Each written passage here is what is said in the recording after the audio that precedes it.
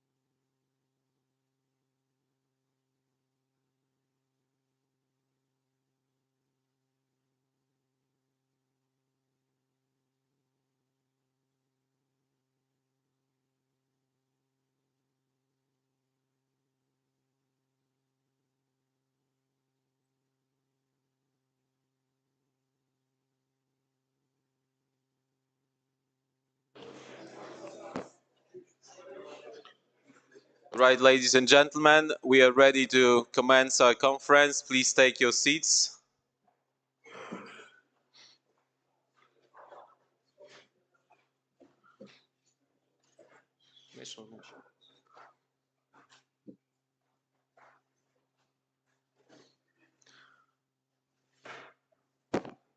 Right.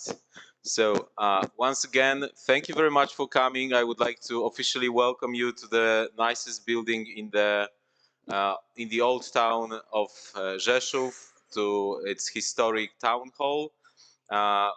We are about to begin the 4th consecutive conference doing business with the UK.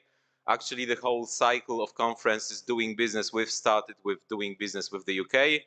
And I have to say that Brexit helped a lot, because everybody wants to know how to do business with the country out of the EU. Although our honorable guests will not agree. So without further ado, I would like to pass the floor to the mayor of the city of Rzeszów, Mr. Konrad Fiołek, for the opening remarks. Before that, I would like to officially very warmly welcome our dear friends from London, Councillor Stephena Cowan, leader of Hammersmith and Fulham Borough, and Councillor Callum Nimmo.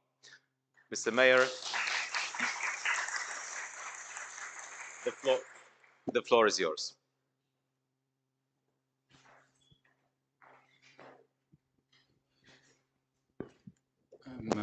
Szanowni Państwo, dear Steven, dear Councillor, ja bardzo się cieszę, że możemy Państwa gościć dzisiaj na kolejnej edycji naszego ważnego wydarzenia, jakim jest zawsze rozmowa na temat możliwości biznesowych. I'm very happy to have you all here for this very important event during which we'll talk about business opportunities. Staramy się, żeby administracja sprzyjała temu rozwoju gospodarczemu i nawiązywaniu przez Was, przez biznes, nowych biznesowych relacji. We are doing our best so that the administration can favor business development, and that's why we do what we do. Spotkanie na temat możliwości biznesowych i relacji biznesowych z Wielką Brytanią jest już w zasadzie po raz drugi w historii. Okay, so this meeting devoted to doing business with the UK is the second edition. I jak powiedział przed chwilą pan dyrektor, mimo Brexitu, którego nie lubimy, podobnie jak Steven, to jednak Wielka Brytania i relacje z tym krajem dla nas pozostają nadal bardzo kluczowe, strategiczne i co więcej, te relacje są nadal bardzo dobre. And despite Brexit, which we do not like, just as Steven doesn't, the relations, the economic relations between the UK and Poland are still very important, crucial. Ta współpraca gospodarcza ma jeszcze jedno ważne tło w tym mieście, w tym regionie. To brytyjskie siły zbrojne również pomagają strzec naszego bezpieczeństwa jako element sił zbrojnych NATO. Są również obecni w naszym mieście i to daje taki dodatkowe tło do tego, abyśmy o tej kooperacji także biznesowej nie zapominali i kreowali ją w nowych warunkach. There's also some important background of this business and economic cooperation is the presence of British armed forces that within NATO help us keep secure, keep safe here, and this is something that we should not forget, and this is something that also favors economic cooperation.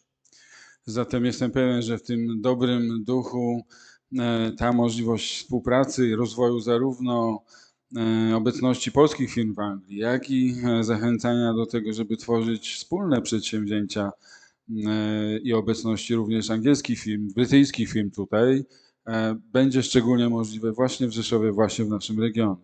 So I sincerely hope that the presence of Polish companies in the UK and British companies here in the region will be favored and will be possible thanks to the events like this.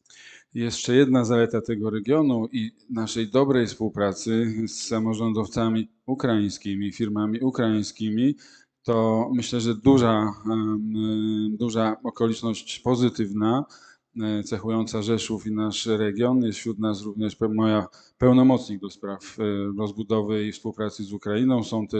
Jest pani mecenas naszej inicjatywy gospodarczej All for Ukraine. Dlatego bardzo się cieszymy i myślę, że ten kontekst będzie tutaj również istotny dla budowania być może nawet trójstronnych partnerstw gospodarczych. One more advantage of this region that should be mentioned is our proximity to Ukraine and our close links with our friends in Ukraine. And this might be an opportunity for trilateral business links between Ukraine, UK, and Poland. There's Irena Steciek with us, who's the plenipotentiary of the mayor for Ukraine, and Małgorzata Skawińska, who's from the Economic Council affiliated by the mayor of the city of Rzeszów. So these are the factors that will favor cooperation. I mamy dzisiaj, jak wspomnieliśmy, już specjalnego gościa, rzeczywiście lidera, czyli burmistrza w naszej nomenklaturze londyńskiej dzielnicy Hammersmith Fulham, i który jest naprawdę, mogę powiedzieć, już co najmniej europejskim, jak nie światowym ekspertem w dzieleniu się tym wiedzą i budowaniu ekosystemu innowacji, więc dzisiaj będzie dla nas to niepowtarzalna okazja, żeby usłyszeć od naprawdę wybitnej postaci w tym względzie, jak się to robi. I myślę, że to będzie dla Państwa bardzo interesująca okoliczność. And I hope what you'll find interesting is the presence of our honorable guest, Stephen Cowan, who's the leader in Polish, we would say burmistrz, of Hammersmith and Fulham in London, and he's also the leader in creating innovation ecosystems. So it will be very interesting to hear from him how to do it and how to favor economic growth through innovation ecosystems. Więc na koniec życzę Państwu miłego i owocnego obradowania. Dzisiaj moje specjalne podziękowania dla Stephena za to dzielenie się wiedzą, doświadczeniem z nami wszystkimi, jego obecność. To end with, I wish you all a very good and fruitful meeting, and I would like to once again thank Stephen very much for his presence and for his willingness to share his knowledge and expertise with us. Dziękuję bardzo. Dobrego dnia. Thank you very much. Good day.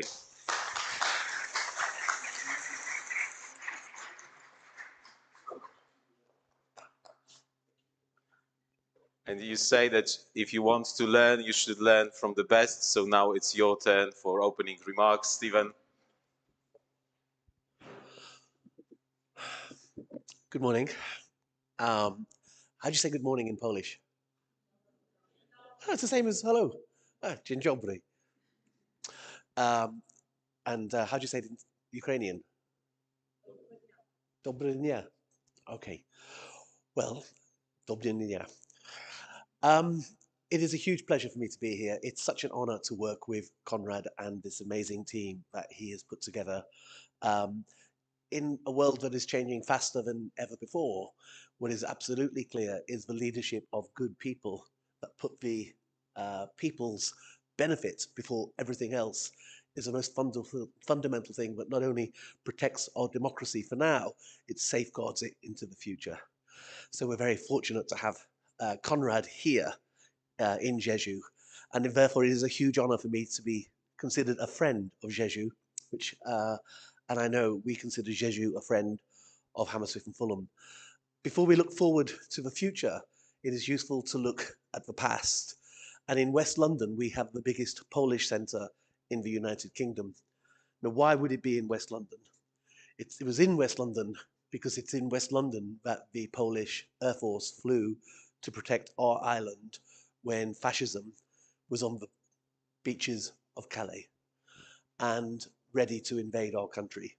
And there was a crucial moment in 1940 where if Britain had fallen in the West, that would have been all Western Europe defeated.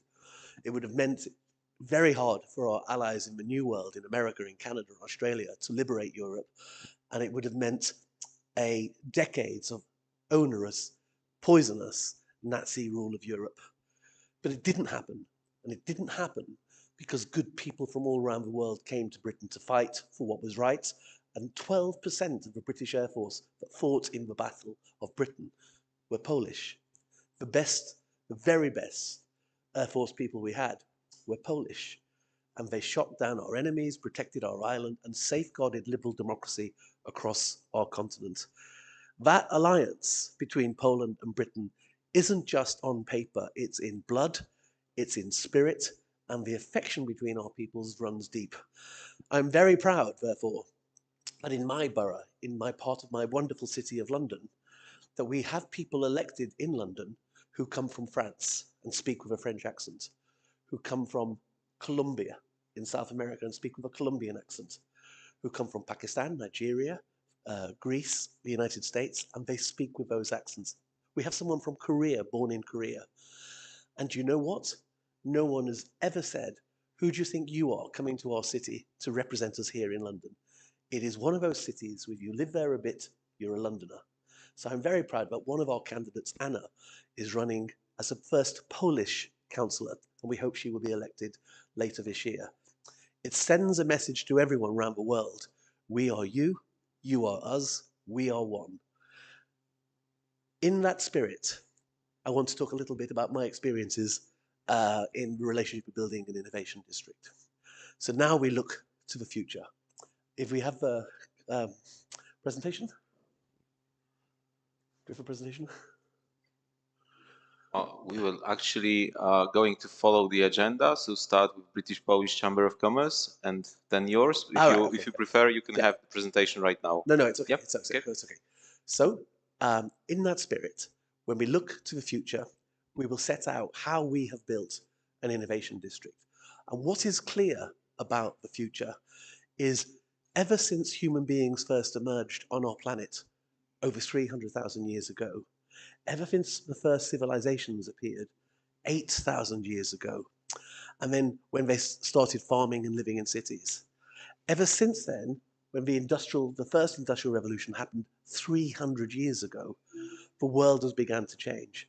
Well, we're not in the second industrial revolution or the third. We're on the middle of the fourth industrial revolution at the moment. And that means the whole rules of how we work together and how we shape the future are being changed. There are certain places on the planet where those rules are being written, and as a consequence, one of them is Hammersmith Fulham, one of them is Rzeszów, and later when we do the presentation, we will talk about what those rules are, how they play out, and how they affect everybody. Can I just finish on one thing? When we look to the past about the defense of liberal democracy and how that happened before, we look to the future and to the present and to our east, and we see it being challenged by the evilness of Vladimir Putin and what's happening in Ukraine. I want to send a message to everyone in Ukraine that you have friends. You have the best friends here in Poland, the very best of friends in Rzeszów, and you have friends in Britain. There's a British battalion here. I spend a lot of time talking to the British Army about what we do to defend Ukraine. Your fight is our fight, and you have to win. So I know all of us agree with that in this room, but it is a fundamental moment of the history we're living in at the moment. And I think when we begin to develop our economies, we recognize that we develop them in peace and prosperity, and our sisters and brothers in Ukraine are fighting to have those very basic principles. So I look forward to working with you today. I'm so honored to be here with Conrad and the amazing team he's put together. And thank you very much. Thank you very much, Stephen. It's always very good to hear you. You're a wonderful speaker. We will hear from Stephen once again when he elaborates on innovation district that he established in Hammersmith and Fulham. But before that, we will start with the very person that we start our conferences every year, Michael Dębiński, representing British Polish Chamber of Commerce, to set the scene and tell us something about how the British Polish economic cooperation has changed over the past year. Michael, the floor is yours. Many thanks. Thanks. Lovely to hear that historical perspective about the march of human progress. It is very much, I think, about win-win versus an adversarial or an adversarial or transactional approach to business. Is it working? Yeah, right. Okay. So I want to talk about UK market, and specifically my comments are aimed at Polish entrepreneurs who are interested in doing business in the UK, and I want to share some thoughts. on the basis of the experience of BPCC members about how best to do that. So, right, let's start off with bilateral trade.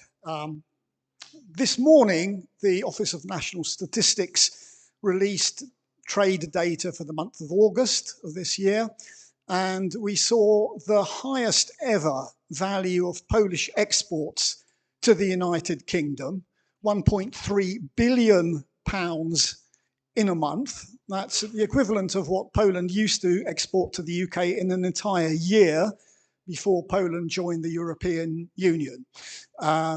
The second quarter of this year broke records in both directions. So Polish exports to the UK, all-time high. UK exports to Poland at an all-time high, 83% up on pre-Brexit values. Must be said, though, that a lot of that are things that only started to happen after the start of the full-scale Russian invasion of Ukraine. So Poland is now buying significant quantities of oil and gas from the UK and significant quantities of military hardware. So if we look at it from the Polish point of view, Poland's exports to the UK continue to grow, while for the other big trade partners of Poland, they are actually shrinking. So if we look at this month, last month, we'll see that Poland's exports, the value of Polish goods exported to the UK, are still growing, whereas Germany, France, Czechia, Italy, Netherlands, they're all down. So there's something going on in the UK that gets Polish exporters interested and determined to do well there. So now we see that the Poland represents 5% of all of UK's imports from the EU and 2.5% of all of UK's imports globally. That's up from 1% and 0.5% in 2000. So you can see how joining the single European market has really helped boost Poland's exports to the UK. And the other way around as well, that UK's exports to Poland have also significantly increased since Poland joined the EU. But there is this question of Brexit, and during the Brexit debate, the Brexiteers were saying, well, the EU needs us more than we need the EU. Well, that's absolutely wrong. It's absolutely the other way around.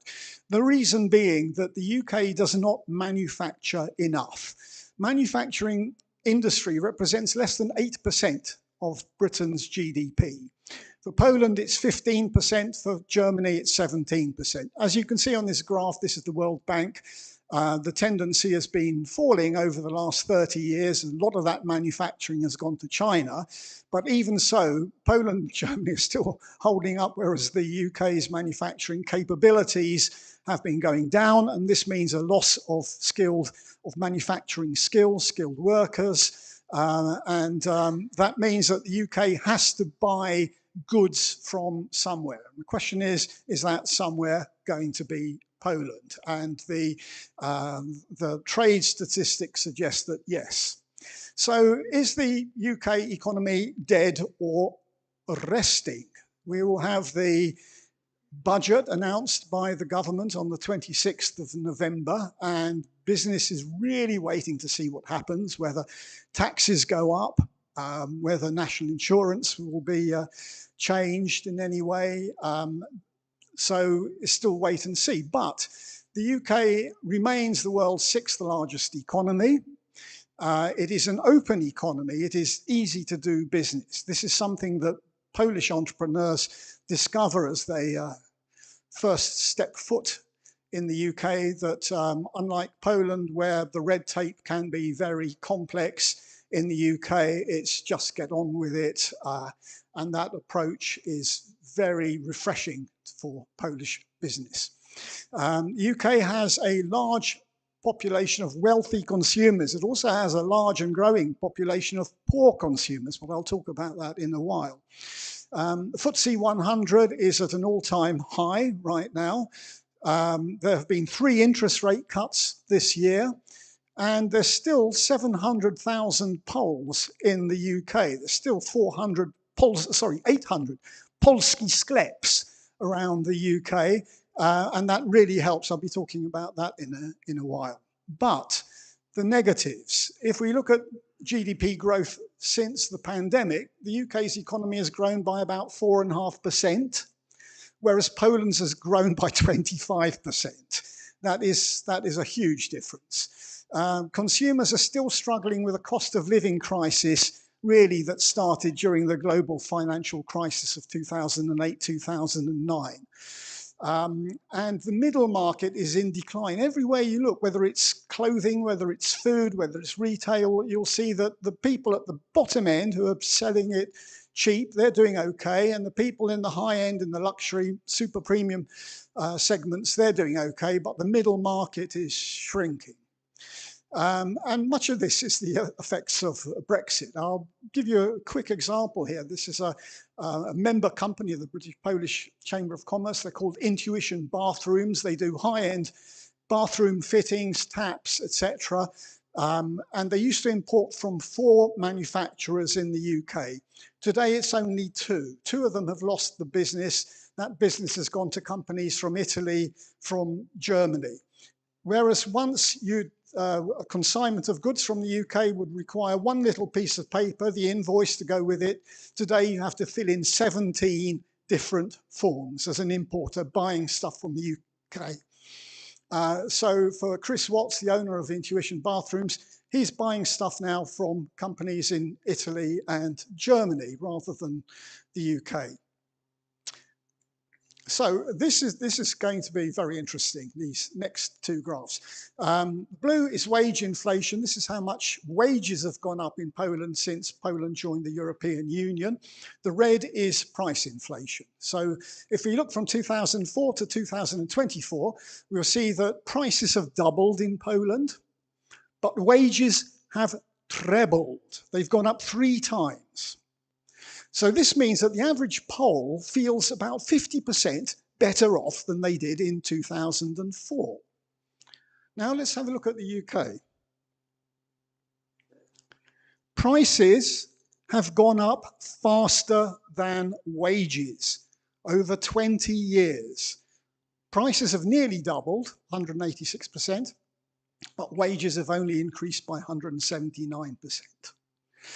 And this means that the British have been faced with a cost of living crisis. You can see when it kicked in around 2011, 2012, price inflation started overtaking wages. This is the austerity. This is the cost of living crisis that has never gone away, that Brexit has made much worse. So what does this mean for Polish exporters? If you're a Polish company and you're selling your goods to the United Kingdom, how should you look at the market? And I would say that there are 2 splits that you need to look at. One of them is demographic. The younger consumers today will be the first generation in history that can't expect to be wealthier than their parents' generation. So completely unlike Poland, you have older people in the UK who are the wealthiest that generation of their age ever. They have inherited wealth. They have lived without wars. They have lived without massive turbulence like Poland experienced in 1989, 1990. And that money is theirs, but much of it is tied up in property, in housing. And there's also a geographic split, a wealthy London and the southeast versus a much poorer rest of the country. So, oh dear.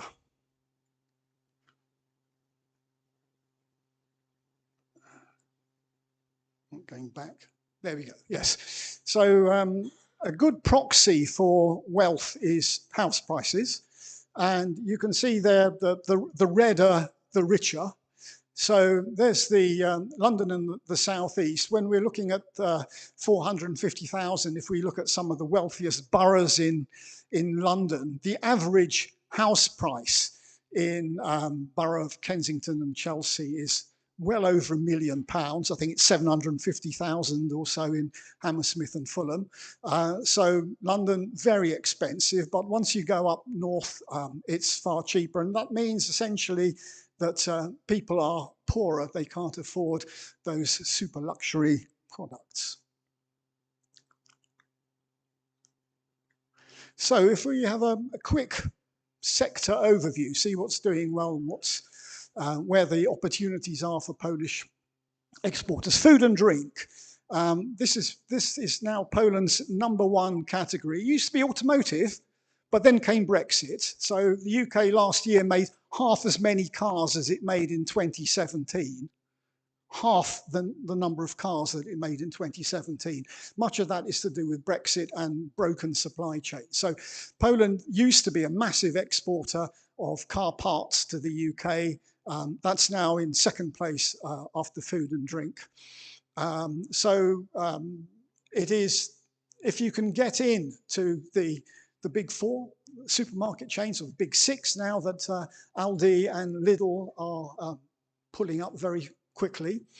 But it is very difficult to reach the decision makers, to reach the category managers at Sainsbury's or Tesco's. So your best bet really, and we'll hear this in the next presentation from Paich, is to go through the trade shows, to go for the exhibitions, the trade fairs, to showcase what it is that you do and catch those category managers there. So the International Food Exhibition in the spring in London, that's a great place to be. FMCG, cosmetics, Polish cosmetics are doing really good business in the UK, as are Polish household cleaning products, though many of them are own brands, so you won't see well-known Polish brands on UK shelves, but they are made in Poland nonetheless. Tech, Poland has a very quickly rising reputation for IT, and this is over the last few years, literally, when we started doing with Paich, the British-Polish Tech Forum in November, a lot of UK IT buyers didn't really know where Poland was, and now that recognition that Poland is one of the best places on earth to do tech is cemented. Construction, the UK government pledged to build 1.5 million homes in 5 years. 1 year in, it's sadly failing, nothing like the 300,000 homes. Much of this is to do with the supply side. There aren't enough builders, there aren't enough building materials, but above all, it's about planning permission, and there's still a lot of red tape holding back. But from the point of view of anything that Poland makes that goes into construction, whether it's bricks, whether it's tiles, whether it's interior decorations, carpets, wallpaper, furniture, absolutely furniture, massive one there for Poland. And flat pack construction, prefabricated construction. These are all huge opportunities there for Poland. Energy, renewables, we've heard about this. This is another sector for where there's some really good opportunities there for collaboration between the UK and Poland. And as we also heard, defence, and I can really see this just in our day-to-day work as a chamber, how many UK companies are looking seriously at setting up operations in Poland so they can be closer to their OEMs. So let's have a quick look at the pound and the zloty over the last 3 years. We can see that the zloty is getting stronger and stronger. Sadly, that's my UK state pension there as well, 10%. 10% less zlotys it buys than it did in 2022. But this also means that Polish exports are more expensive. That means that the Polish exporter has a smaller margin. And it does lead to a question, which is, should you think about acquiring a business in the UK. I mentioned the thing about the missing middle, about either going down market and competing on price, or going up market and competing on brand. And I'll be talking about that in a while. But very often, the Polish brand is unknown in the UK. If you look at the quality, if you look at the price, the Polish product is really, really good compared to something from, say, Germany or Denmark or France, but the brand is unknown. So should you buy a British brand, for example? Should you buy a British company, for example? Whoops, once again skipped. And go back a couple of slides. Oh, right, okay, there we go. Right, that's good. So the key thing, and this is in our discussions with Polish firms, we see that not enough companies have a proper strategy. They're not really thinking about what they want to do in the UK, how they want to go about doing it. And you really do need to know where your place is on that UK market. You need to know your competitors, what they're selling in the UK at the moment, what their price points are, what their marketing strategy is, how they get through to the end user, their distribution network, whether they use distributors or agents, their brand association, is their brand well known? So you need to carry out a strengths, weaknesses, opportunities and threats analysis of your competitors and prepare a strategy based on your own advantages. So it is a question of where you want to see yourself, how you want to position yourself in the UK market, where you want to be, what you think your sales turnover will be in 2 years and 5 years' time, and be prepared for that market entry. And not enough Polish companies have done that work, that an analytical work, sitting down, going to the UK, talking to people, and building a strategy that will work. Now, the question is, do you want to do this organically, bit by bit, or do you want to buy in to an existing sales network? Right, mergers and acquisitions. This is really interesting. Last year saw 2 really high-profile acquisitions from Poland. One was Thomas Cook, the world's oldest travel agent. They were acquired by eSky. And the other one was John Menzies News Distribution, another company that goes back to the middle of the 19th century, which was bought by InPost. So InPost, really well-known brand in the UK, and they're growing there very quickly. Another one that goes all the way back to 2006, Rawlplug. You know, the humble Rawlplug, that is a Polish-owned company. Rawlplug SA is listed on the Warsaw Stock Exchange, and it was bought by Kellner of Wrocław in 2006. So this is happening on a small scale as well. So I was talking to an insolvency practitioner in the UK who's really interested in selling some of his businesses that he's got to Poland. So if you're after a brand, if you're after the goodwill, the customer base, if you need workforce on the ground in the UK, if you need the distribution network, you can buy that, and in theory, 10% cheaper than it was 3 years ago. So mergers and acquisitions are absolutely worth looking at. But the UK is not, has some differences. If you go to buy a mattress, you will find the mattresses are in feet and inches, and the windows open outwards rather than inwards. So these are all things that Polish exporters are aware of. And one point of reference that is worth going to, they have an office in Warsaw, is British Standards Institution, BSI Group. And they will tell you everything you need to know about having your products ready, certified with UK standards. So one good thing is that the UK said, we're striking out alone. We don't need the CE mark anymore. We're going to have our own UKCA mark. And 3 years down the road, that's quietly been pushed aside. The CE mark still does the trick in the UK, but it's worth checking with BSI to see whether all that you sell is properly certified for the UK market. Now, here's a really funny one. Brand Poland. This was just by accident. I was Googling along and I discovered that carriages, horse-drawn carriages, really niche market. But of the 6 largest manufacturers of horse-drawn carriages in the world, 4 of them are from Poland. Number 2 is from Canada, number 5 is from the UK, but numbers 1, 3, 4, and 6 are from Poland. So this is Glinowski.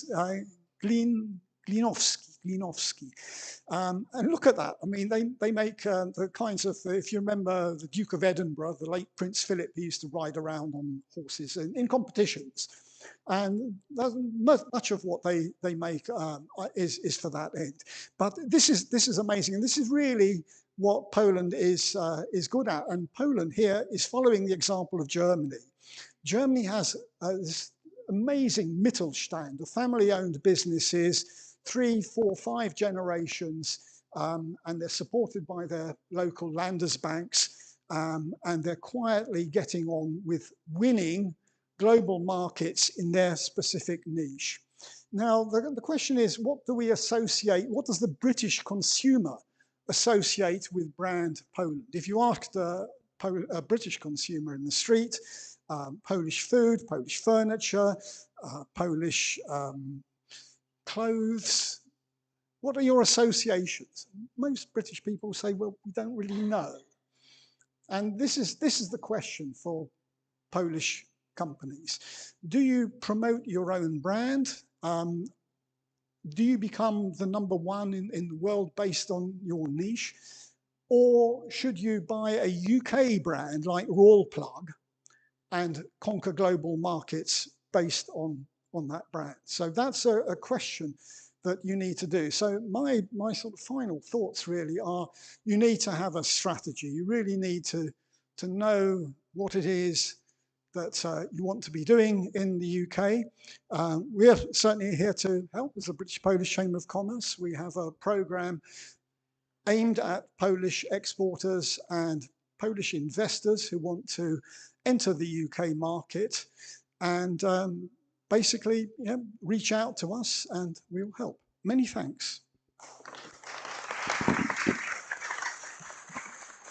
Thank you very much for this deep overview about British markets. Before we follow with our next speaker, just a quick reminder that Stephena Cowan will have a presentation in this part of the event. So we're finishing at 12 o'clock. At 12 o'clock, we have a networking lunch. And at 1 o'clock, we start workshop with Stephen about building innovation district.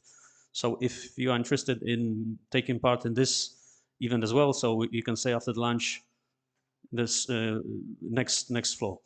So now we will have a different perspective from UK, because we'll have direct connection to Rafał Owczarek from Investment and Trade Agency from London.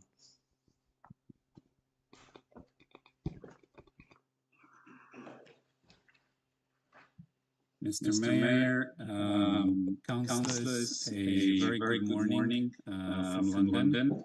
It's lovely to be here with you, and thank you very much, Rzeszów, for inviting us for the second time to this event on doing business with the UK.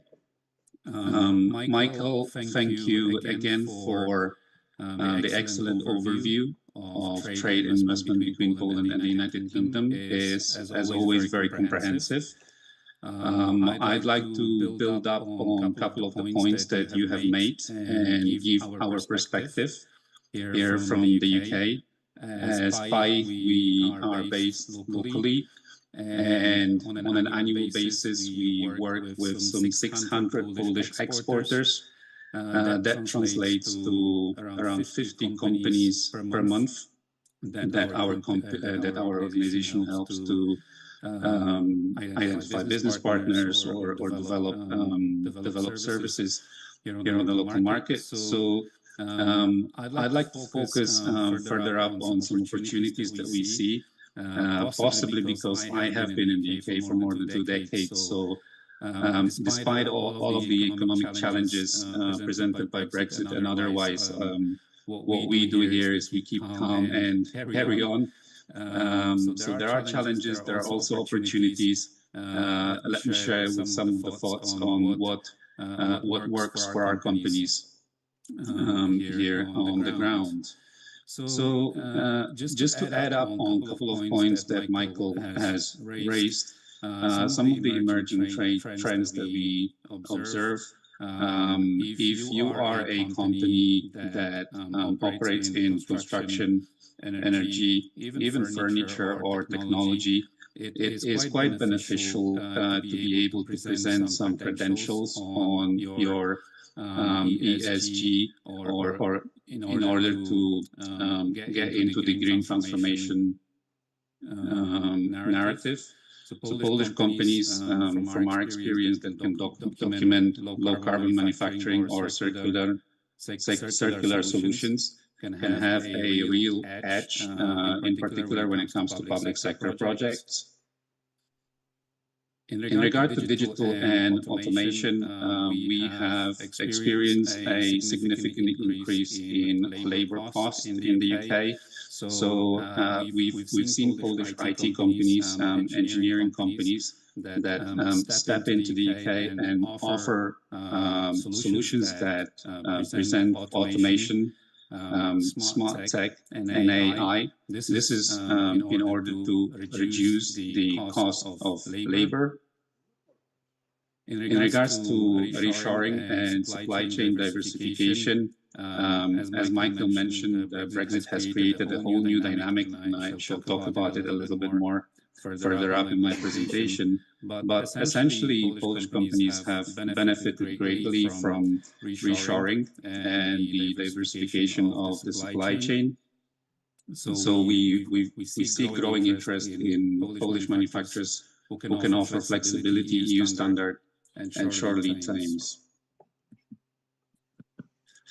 When it comes to Brexit, without going into much of the political side of it, but purely focusing on opportunities, as next year we're entering, we'll be closing on a decade since the referendum, it is difficult to see any Brexit dividend until now.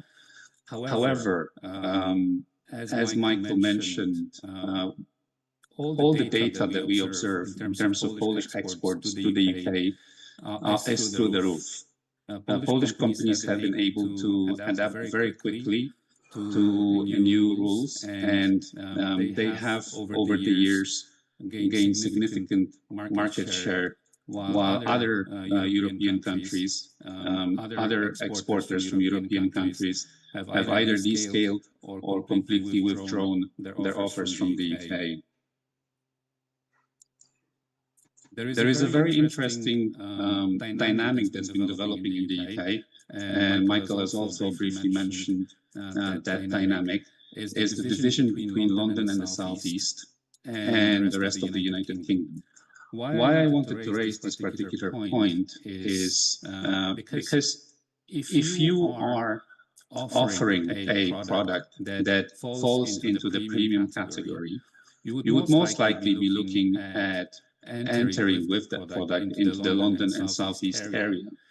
If, however, you're positioning your product, as many Polish companies do, with a high quality and cost efficient, then you surely would have a market advantage. Now, there are over 200 millionaires, 500 centimillionaires, 45 billionaires living in London. Now, London does not really represent the rest of the United Kingdom. And even despite that wealth over the past couple of years, we have seen a true collapse of the mid-tier department stores. For example, Debenhams, BHS, House of Fraser, all of these department stores, having been in the UK high street for hundreds of years, literally, they have shut their doors down. And what we have observed is that a new range of discount retail chains have been booming across the UK, and they're primarily B&M, Home Bargains, and The Range. And we have been working with those chains, and we have been able successfully to bring in some Polish manufacturers into their portfolios. Just to give you a couple of case studies, essentially what we do is we take every single company that approaches us, and I mentioned it's about 600 companies from Poland that we work with on an annual basis. We work in a very, very different way with each one of them. So this particular company is from the IT sector, and they have come to the UK through the Global Entrepreneur Program for GEP, which is UK government's program that helps global companies with a significant value to enter the UK market. We had helped further this company by organizing a launch event for them in London, which helped to introduce that company to UK stakeholders. In the next stage, we helped them to access public tenders and develop relationships with local manufacturers. And we continue this collaboration by involving them in a range of events that we regularly organize. This was a leading Polish pharmaceutical company. We have provided them with market data and a market entry report.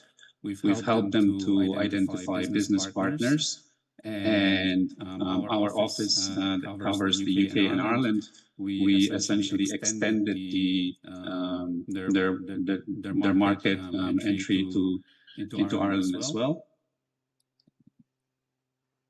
This was a construction materials producer. I'm sure many of you in the audience would know the name.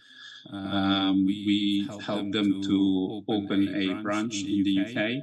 They've since have grown a significant local team.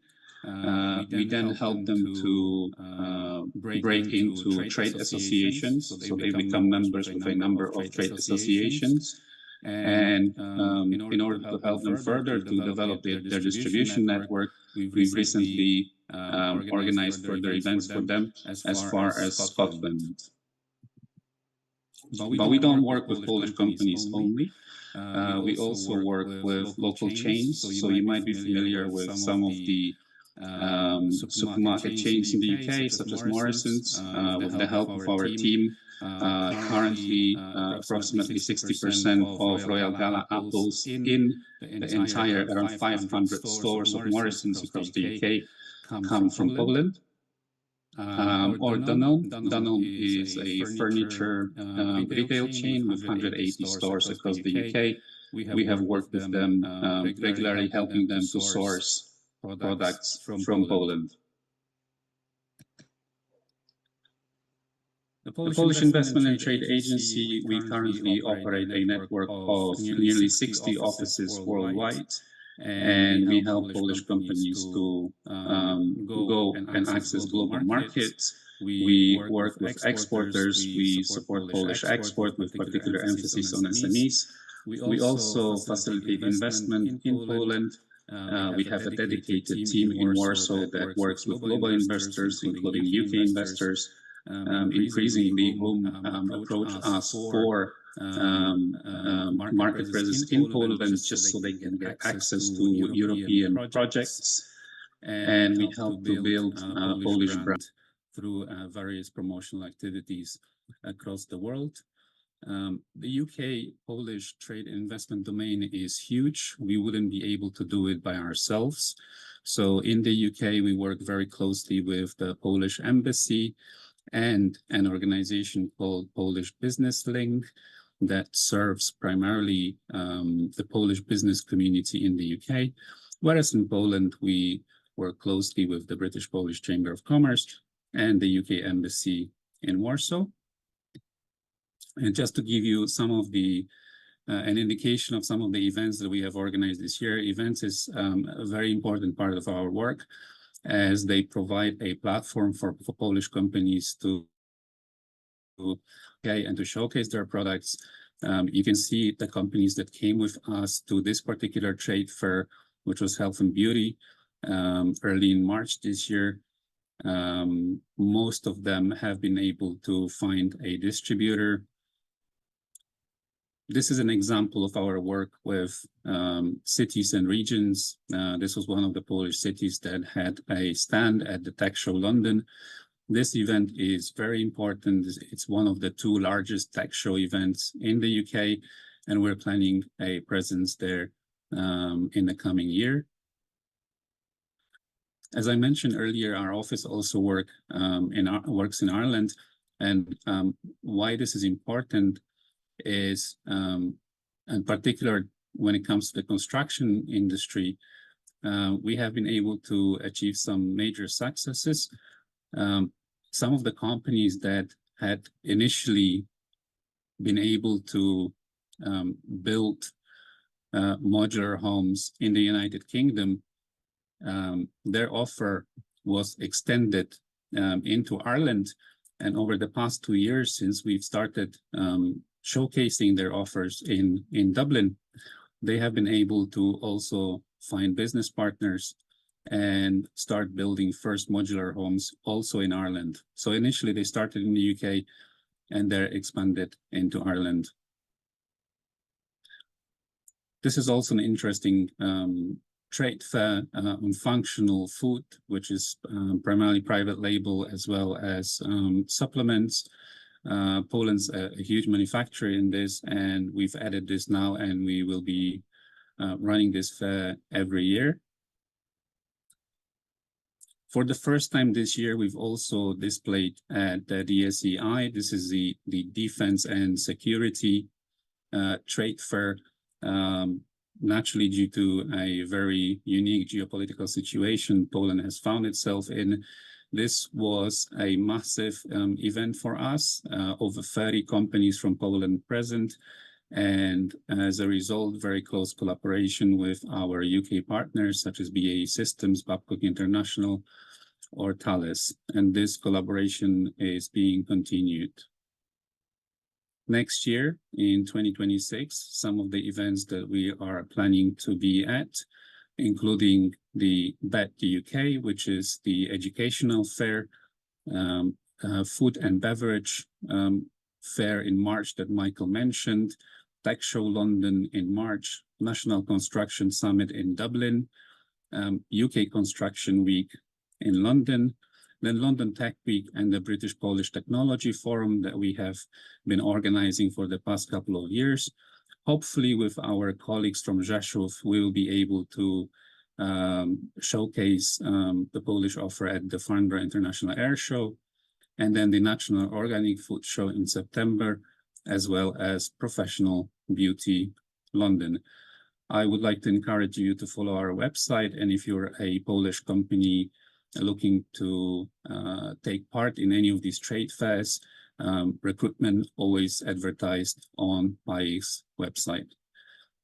And last but not least, in 3 weeks' time, all of our offices from worldwide will be in Warsaw at the PAI Business Forum. At this event, you will be able to meet face-to-face with all of us from all around the world and discuss your export needs in global markets. Thank you very much. That's everything from me. You have a great day.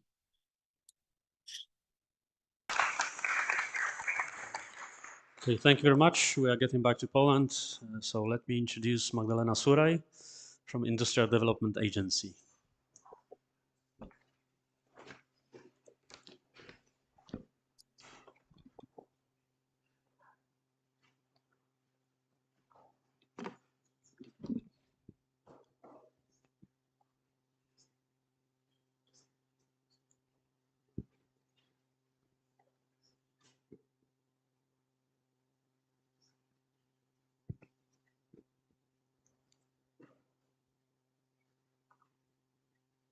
Good morning, ladies and gentlemen. It is my great pleasure to represent Industry Development Agency, which is based in Warsaw, in Poland. And most specifically, I represent special economic zone, Europark Mielec, which is again located in Podkarpackie Voivodeship. So I work approximately 60 kilometers away from here. And today I'm here to encourage any type of business entrepreneurs to invest in Poland. So just referring to my first speaker, Pajch tries to encourage the export Polish companies to export in other countries. I'm here to encourage others to invest in Poland. So it is not only for Polish companies to invest in Poland, but also the companies from outside our country. And okay, so Industry Development Agency is a fully state-owned company, joint stock company, that has got a wide scope of operations. We, as you can see, it's got long history here in Poland. It's got, we hire lots of employees, and our operations are quite large. For some reason it does not work. Oh, okay. So we offer managerial support. We also deliver financial tools, instruments on behalf of the agency. And when it comes to the special economic zones, we are mostly involved in tax exemption granting. And this is why I'm here today to present the program, which is called Poland Investment Zone. And for the special economic zone, Europark Mielec, this is one of 4 special economic zones that are operated by the agency. We are located in Podkarpackie Voivodeship, here, more or less, and in Lubelskie Voivodeship. The other blue parts are represented by other special economic zones. And here, in these areas, you can get the highest income tax exemptions.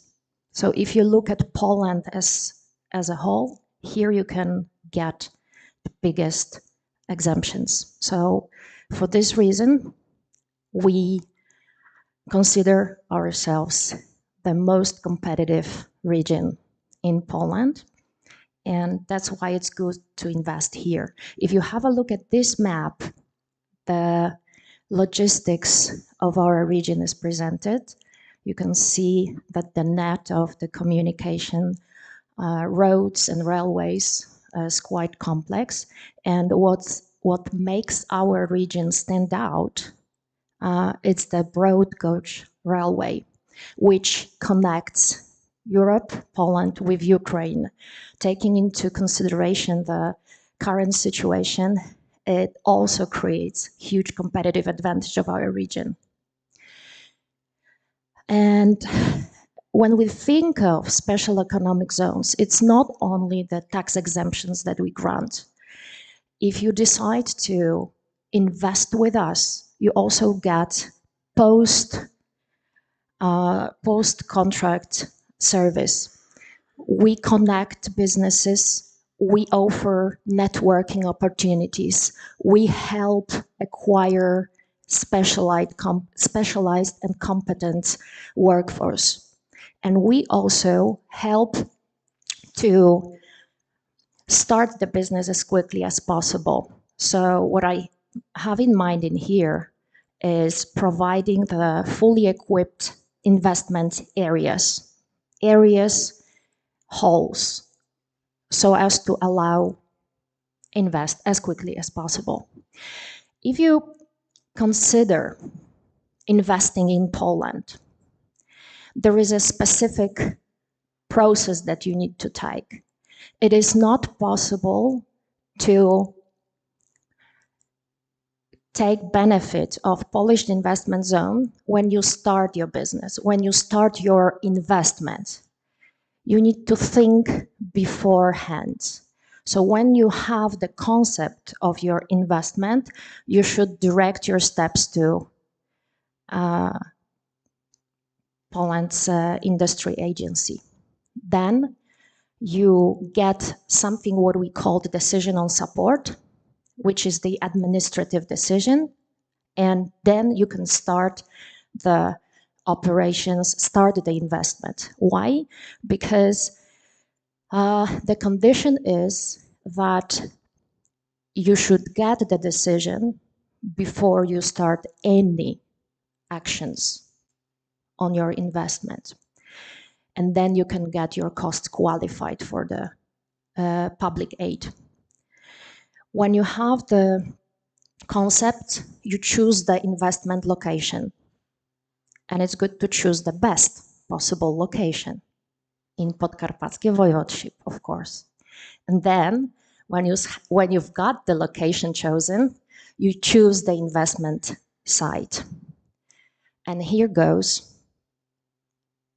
Okay, so you can see the map of Poland's investment zone.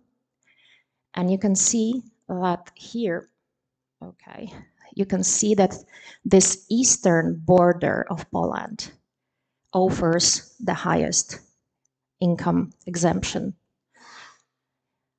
And these numbers are given for large companies. But you can invest not only as a large company, even more favorable conditions are given to small and medium enterprises. If you have micro and small company, you can get the exemption as high as even 70% of your initial cost of investment, which means a lot of money that can be saved, that can be regained from your income over the period up to 15 years. When it comes to the investment sites, you can build your own company and get the aid on your own land, but you are also offered greenfield and brownfield. And at the moment, in Europark Mielec, we have 2 halls to lease, to lend, and you can get your support while investing there. One of them is a large hall in Krosno, as large as 3,500 square meters of production site. And there is a modular hall in Mielec composed of 4 segments, 8 modules, 3 modules still offered for rent. Okay, I don't know. Okay, right. This one I already discussed, and maybe just a few words. You can see the companies that have already decided to work with us, to cooperate with us. Some of them have been granted several decisions on support so far. Because when you look at the program, it can be used multiple times on various investments. So you can get the decision on support when you are planning on to set up a new facility, new production site, but you can also get the decision also when you want to increase the capacity of your current site, or you want to diversify your production, or you want to introduce major changes in your production. And we have, at the moment, companies that have even as many decisions on support as 5 or 6 running at the same time on different investments. So, shall you need any more information, more in-depth in the Poland's investment zone, don't hesitate to contact me, and I can put you forward to our experts. And if any of you are interested in investing in defense sector or dual use sector, next week on the 29th, is it next week? No. Okay, in 2 weeks. Happy people don't count time. So in 2 weeks' time, on the 29th of October, we are holding, in cooperation with the town of Rzeszów, a conference seminar for entrepreneurs on defense business and how they can benefit from the Polish investment zone. And the last but not least thing, I would like to just share with you that Europark Mielec, special economic zone, is as old as 30 years. This year we are celebrating our 30th anniversary, and last week, 7 days ago, we had this celebration of our 30th anniversary. 9th of October, 1995, our zone was established. So you can congratulate us on that. Thank you.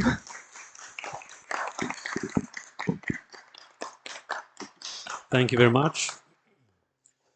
Now we're going to learn a bit about challenges in accounting in 2026. Let me introduce Dominika Dębowska, Barbara Kujawa from Grant Thornton.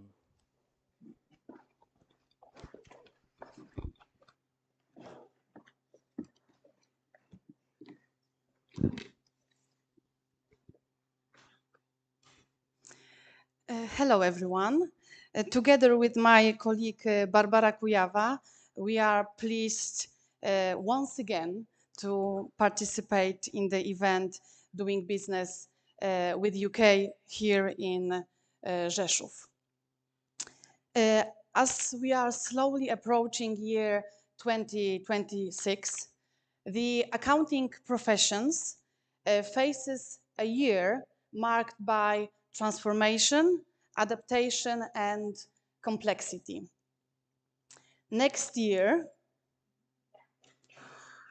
I think, more than ever, accountants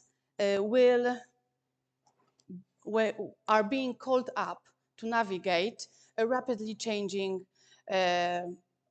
information, balancing between innovation and compliance and automation with professional judgments. Among the key topics with which we will be facing in the year 2026 are the introduction of the national e-invoicing system, which we commonly known as XEF, and the implementation of a new single audit file, which we commonly known as JPK CAT. Both of these files are the major shifts in Polish tax and reporting framework. We would like to start our presentation with the basic information about the national e-invoicing, and my colleague Barbara Kujawa will introduce you with. We decided to split a little bit those topics because both are difficult, not only for us, but especially for the business. And I suppose that this year will be very challenging, not only for accountants, but for all people who are businessmen who would like to have business in Poland, and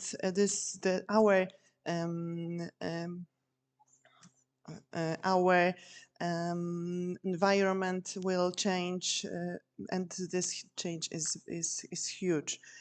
So to start with national invoice system, we have to understand that this is not the system for the view of the invoice, but we will have to issue all the sales invoices in that system, not only for the customers in Poland, but also for all other customers, also foreign customers.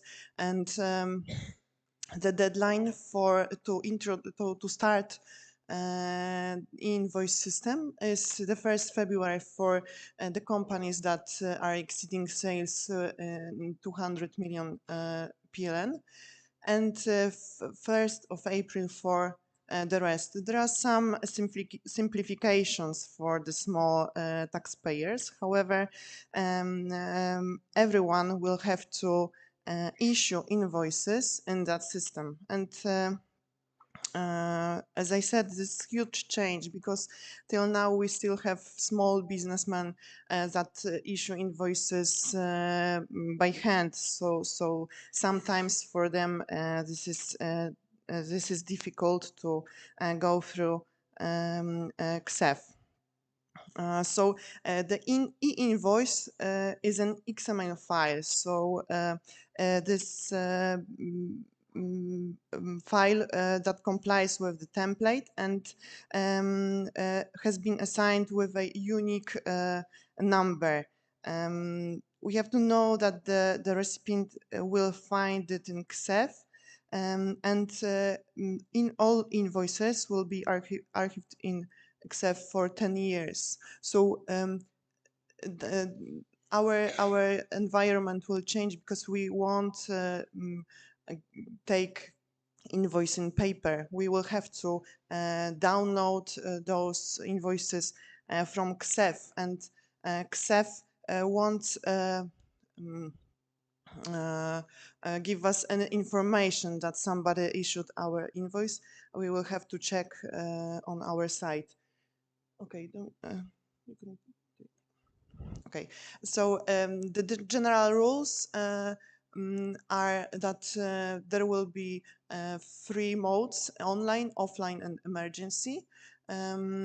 Online is we will issue the invoice in real time. So if we issue invoice in online mode, the customer will receive it in the real time. But of course, there are some situations that somebody has no internet, or the system will not going to work, or something like this. So there will be also offline mode and emergency mode. But what we should to know, that if we issue an invoice in offline mode, we have only 1 working day to put it to the system, and if we issue invoice in emergency mode, we have 7 days, 7 working days to put it into the system. So at the end, all the invoices have to be in XF. The invoice will have a specific in XF specific number.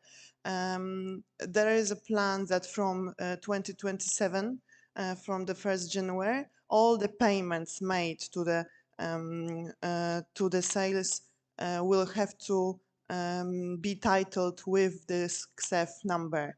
So there will be another changes connected to XF.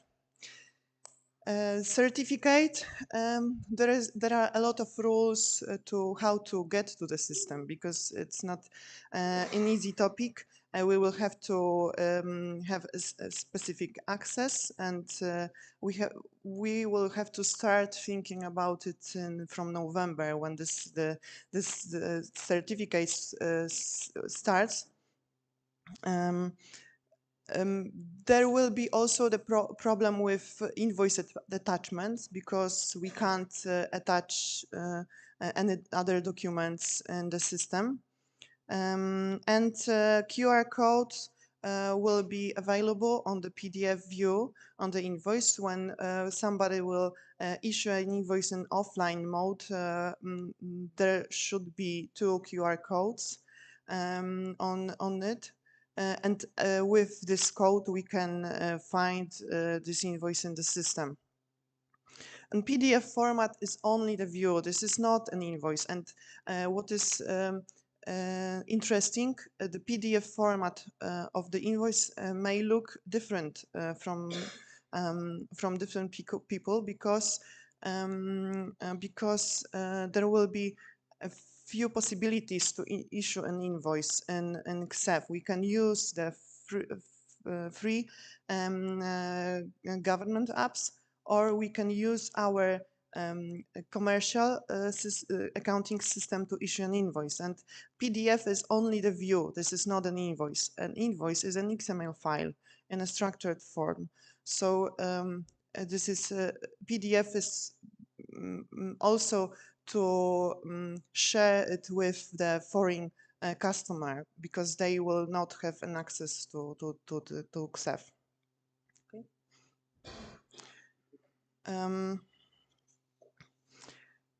What are the benefits for us as a businessman? Well, standardization, lower risk of errors, streamlined document flow. We will receive invoices in real time, so there is also maybe easier document preparation because it will be standardized. Permanent access to the invoice for 10 years, so we don't have to worry about losing invoices. Faster VAT refunds from 60 to the basic period will be from 60 to 40 days. And well, increase mutual trust between businesses. We will know who is issuing invoice to us. And of course, there are a lot of benefits for authorities, because there are a lot of changes and everything is connected. We have now for over 10 years JPK VAT files that we are providing to tax authorities. E-invoice system is the next one.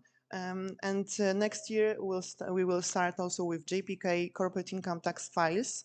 And all those files will be analyzed together, and our sales will be compared from all those files. So the tax authority will have all knowledge about us, and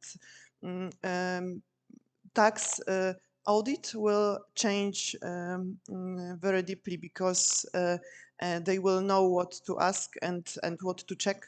So well, we have to probably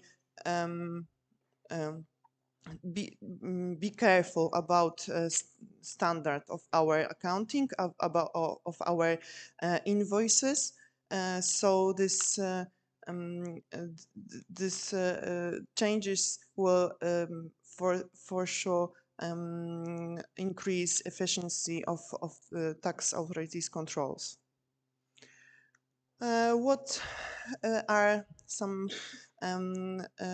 topics that we should think about now? We have to be prepared to this system. There might be some errors of the system, so we have to know what to do when the system won't work. This will be challenging, highly challenging for foreign accounting systems, because sometimes it is not possible to connect those systems with XEF.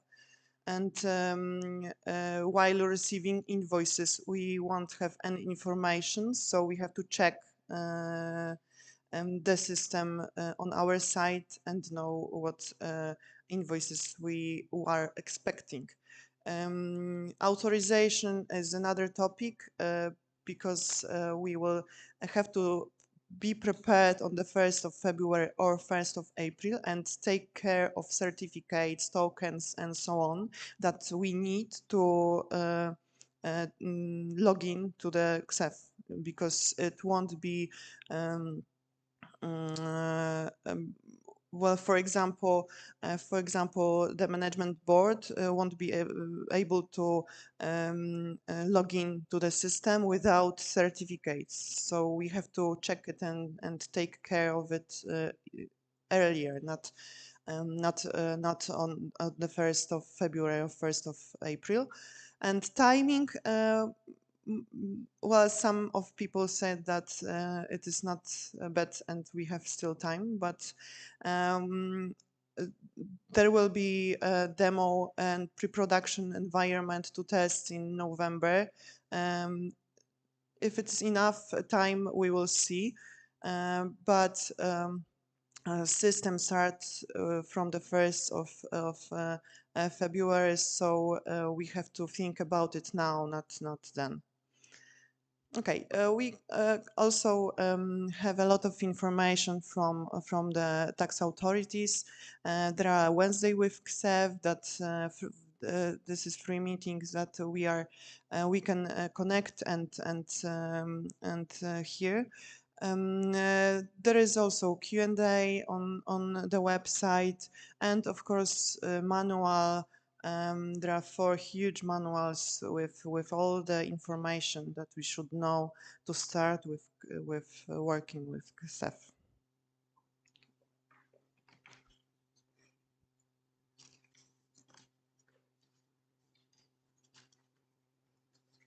Okay, so another change, JPK corporate income tax, shortly JPK CIT.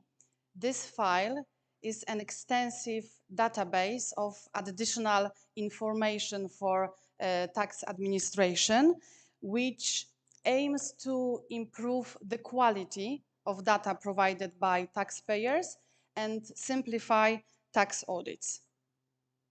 New obligations under JPK CIT will mean transferring books of accounts into electronic form and will introduce these data into 2 structures. Because the name JPK CIT is a commonly phrase which we use in accounting, but under this name we are talking about 2 separate structures. And these structures are JPK KR and JPK ST. The first one, JPK KR, is a new single audit file which will include all information about each transaction which is booked in the accounting system. So the tax authorities will have knowledge about all your vendors, all your customers, description of all transactions which are being booked in the accounting system. Basically, they will know everything about your accounting and tax activity which companies doing through the year. The second one file, JPK ST, will include every information about fixed assets and intangible assets. The most important information, so what will be the deadlines, what to know before the obligation applies, and what does preparation involve. If it goes about the deadlines, already the biggest taxpayers are going till the end of March 2026 to prepare JPK CIT file. These largest taxpayers are those whose revenues exceeded 50 million euro of revenue. So starting the January 2025 and closing this fiscal year at the end of March 2026, they will have to prepare and fill the income tax declaration with the additional attachment, which will be JPK CIT. The one exception for the largest taxpayers is that the structure JPK ST, so this which includes information about fixed assets and intangible assets, will be the deadline for filling this single audit file will be in 2027 year, when we will be closing the year 2026. The deadline for taxpayers and who are filling the VAT declaration on a monthly basis starts from January 2026. And the deadline for filling this JPK new file will be the end of the March 2027.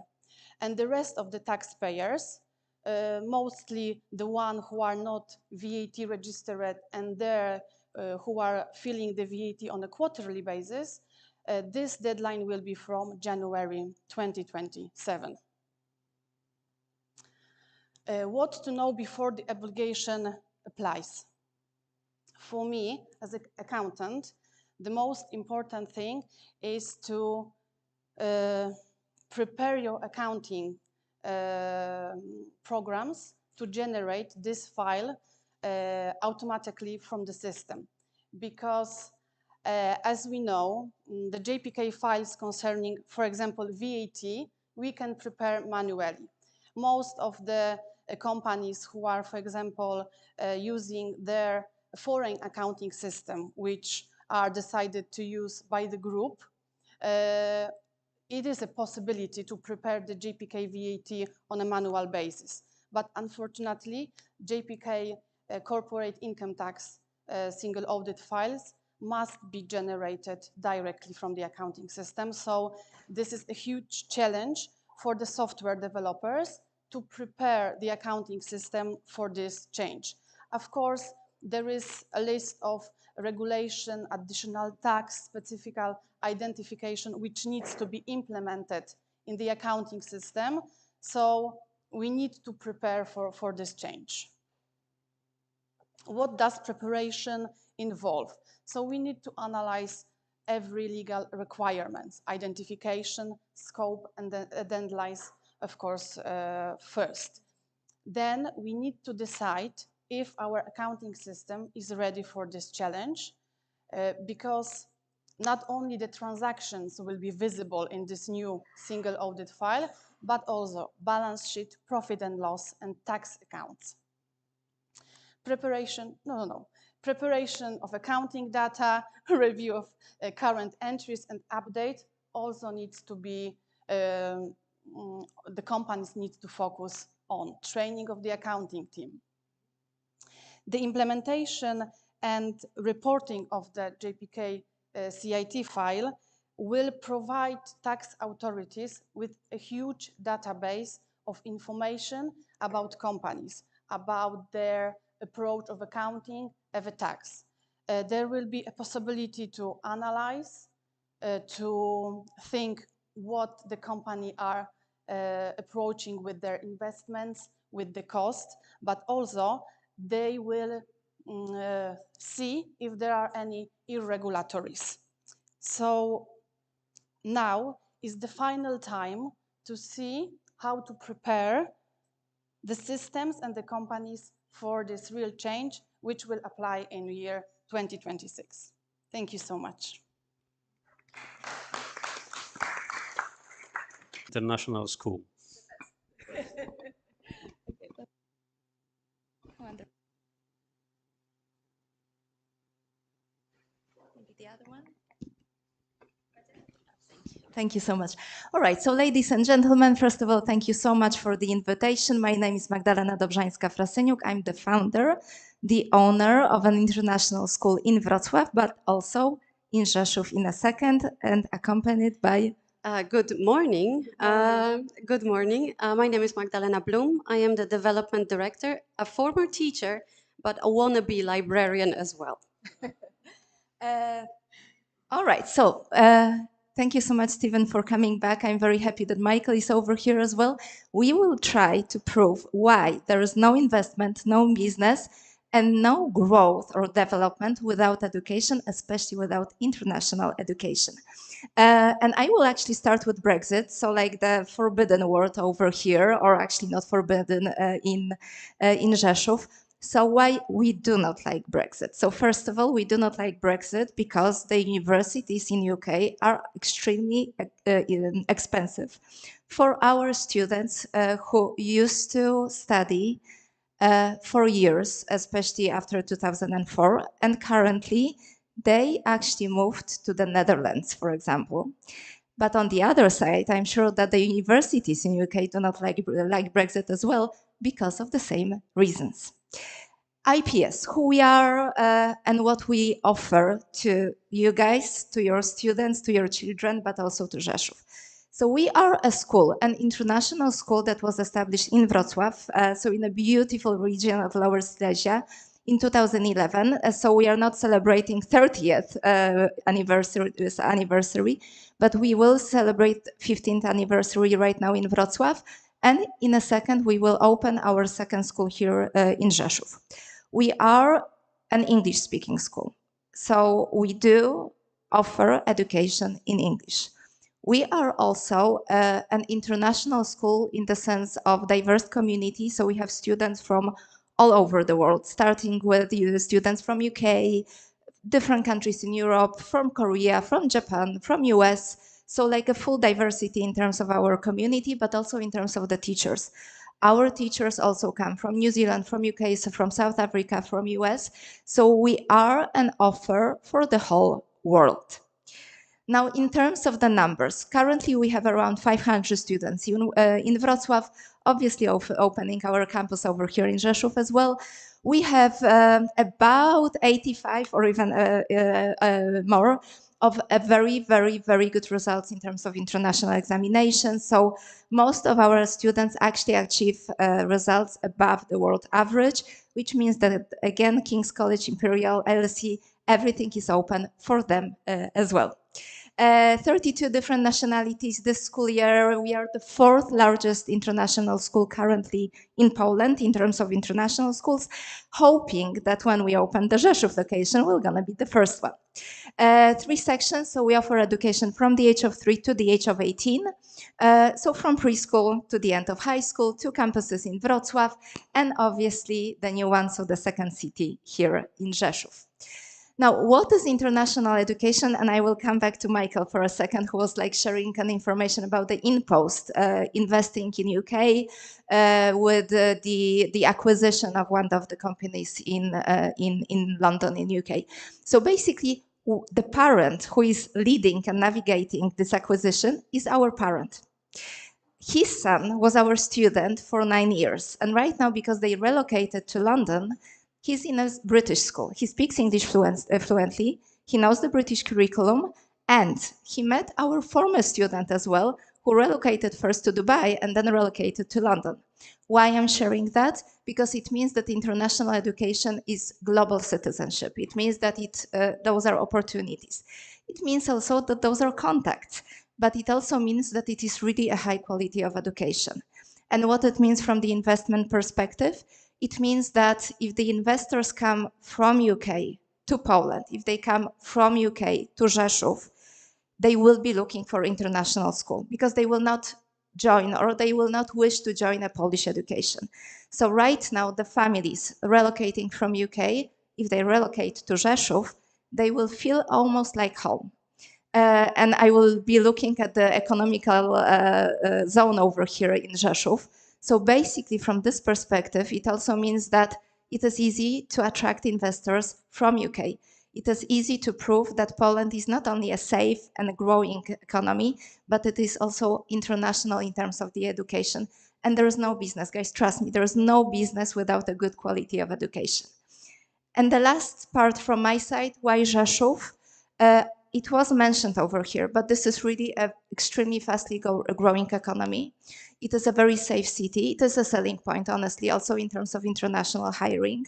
It is a beautiful city. We are in love, absolutely. Wrocław is beautiful as well, but Rzeszów is absolutely like got our hearts. But it is also a city that has a huge economical potential, and we really fully trust that from our perspective, we run business as well. It is a good choice, but also in terms of attracting investors here to Rzeszów, it is really a huge possibility, but also for the Polish citizens who would be thinking about investing in UK, our offer will allow them to relocate to UK safely, especially their families. And Madzia, what we do in practice? We bring an educational solution. What are the key points of our educational solution? I have to get a grip of this first, yes. Globally recognized curriculum. Cambridge, we all love Cambridge, beautiful city in UK. Also an amazing university that a lot of our students are interested in, but also Cambridge International Education is a provider of international programs of study for international schools. A lot of word international here. We follow this program in our school in Wrocław. We will follow this program in our school in Rzeszów. The program is taught in English. All subjects are taught in English. The program is globally recognized. Cambridge is taught in more than 160 countries and thousands of schools around the world.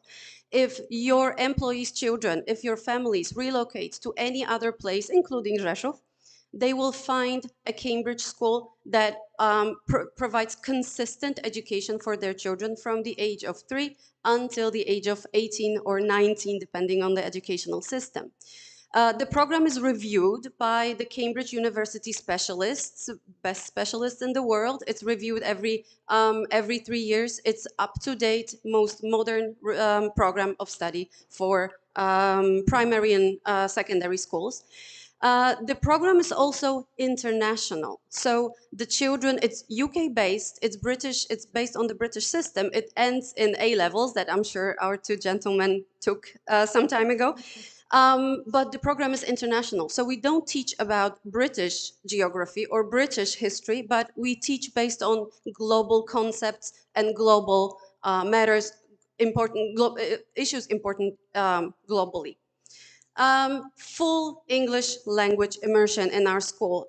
This was mentioned by Ms. Magda. Here, our students graduate with the fluency of English as the first language. Whether they are Polish, whether they're international, whether they're from Korea, they're fluent in English. English is no longer an issue for our students. English is our language of instruction during every class, except for Polish. It's also an English of communication and the language of work in general for our faculty, but also our staff. What it means is our students and teachers and staff members speak English during classes, of course, during breaks, during school trips, during outings, and during every school-related activity. Language is everywhere. We teach in English. We use English on a regular basis, just as you can see right now. Of course, the quality needs a standard. Our faculty, our teachers are recruited based on very high standards. Our recruitment process is very rigorous. We hire teachers internationally. However, we do have quite good candidates from Rzeszów and from the area here. Candidates who achieved their teaching qualifications in UK or US, and they just came back here to stay. Our teachers need their teaching qualifications from their mother country, and they need to be fully qualified in their subject area. This is the expectations that we have. This is what we practice in Poland, in Wrocław. In Wrocław, in Poland, that makes sense. And this is the high standard that our teachers have to meet. Our staff, on the other hand, our administrators, our receptionists, our snack bar person, they also speak English fluently. This is our requirement. We believe that every person working in a school is a language teacher for our students. And the cultural diversity that Ms. Magda mentioned here is our huge pride and actually something that is amazing to watch every day. Our students grow with this open-mindedness, this adaptability that is natural for them. They don't even think about it. And it goes way beyond the nationality, religion, or skin color. Cultural diversity is something that supports our values, our school values. It's something that goes beyond the values. It's something that our values support. We raise our children, we treat them as children, all of them. We raise our children to be adaptable leaders of the future, to be future change makers. And the great news that we have for your families, for everybody in Rzeszów, is that we are opening on September 1st, 2026. So we have almost a full year to prepare. You will see the preparation on our campus on Langiewicza Street in Rzeszów here. We are starting with the primary section. So we will offer education from the age of 6 all the way to the age of 13. So grade 7, according to the Polish system, this is what we start within our first year. Then we will continue grade 8. This is a very important exam year for our students. And then, of course, high school. But before we continue with high school, we want to focus on our little members of the community. And we have just started working on preparing the play school offer. We hope we will be able to start with the play school offer from September 1st, 2026, but we will have to confirm this soon. We've prepared a series of informational meetings for the parents. As you can see, the meetings they actually started in September, but you can still join us for the one in October. And almost every month we have an offer of in-person meetings here in Rzeszów. Of course, every time you have a question or your families have a question, you can contact me directly through our website, or you can call me. I will be the person to run the admissions process for our students. Yes, Madzia? Did you? I wanted just to finish. If you have any questions, we will be happy to share to answer those questions. But we also have some informational materials for you guys. So please approach us. Please talk to us. We'll be happy to share all the contact details with you so that we stay in touch and hopefully cooperate in future. So if Mielec is looking for the investors, just please tell them that they will have a very good quality of education over here in Rzeszów. If the British Chamber of Commerce is thinking about having the investors coming to Rzeszów, there is a reason. There is additional reason, especially in terms of management and their employees as well, but obviously the other way around as well.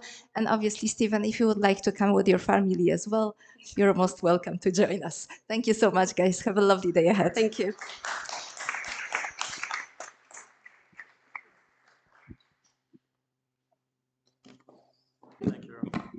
Thank you very much. It's very true that every business wanting to invest in Rzeszów always ask about international school. That's why it's very important that international school is already in Rzeszów. Thank you very much for the presentation. And now, Stephen, the floor is yours. Your presentation will be like introduction for the workshop, which will take place after the lunch. So if you are interested in building innovation districts, please stay us after the lunch, where the session will be moderated by Stephen as well. Yes.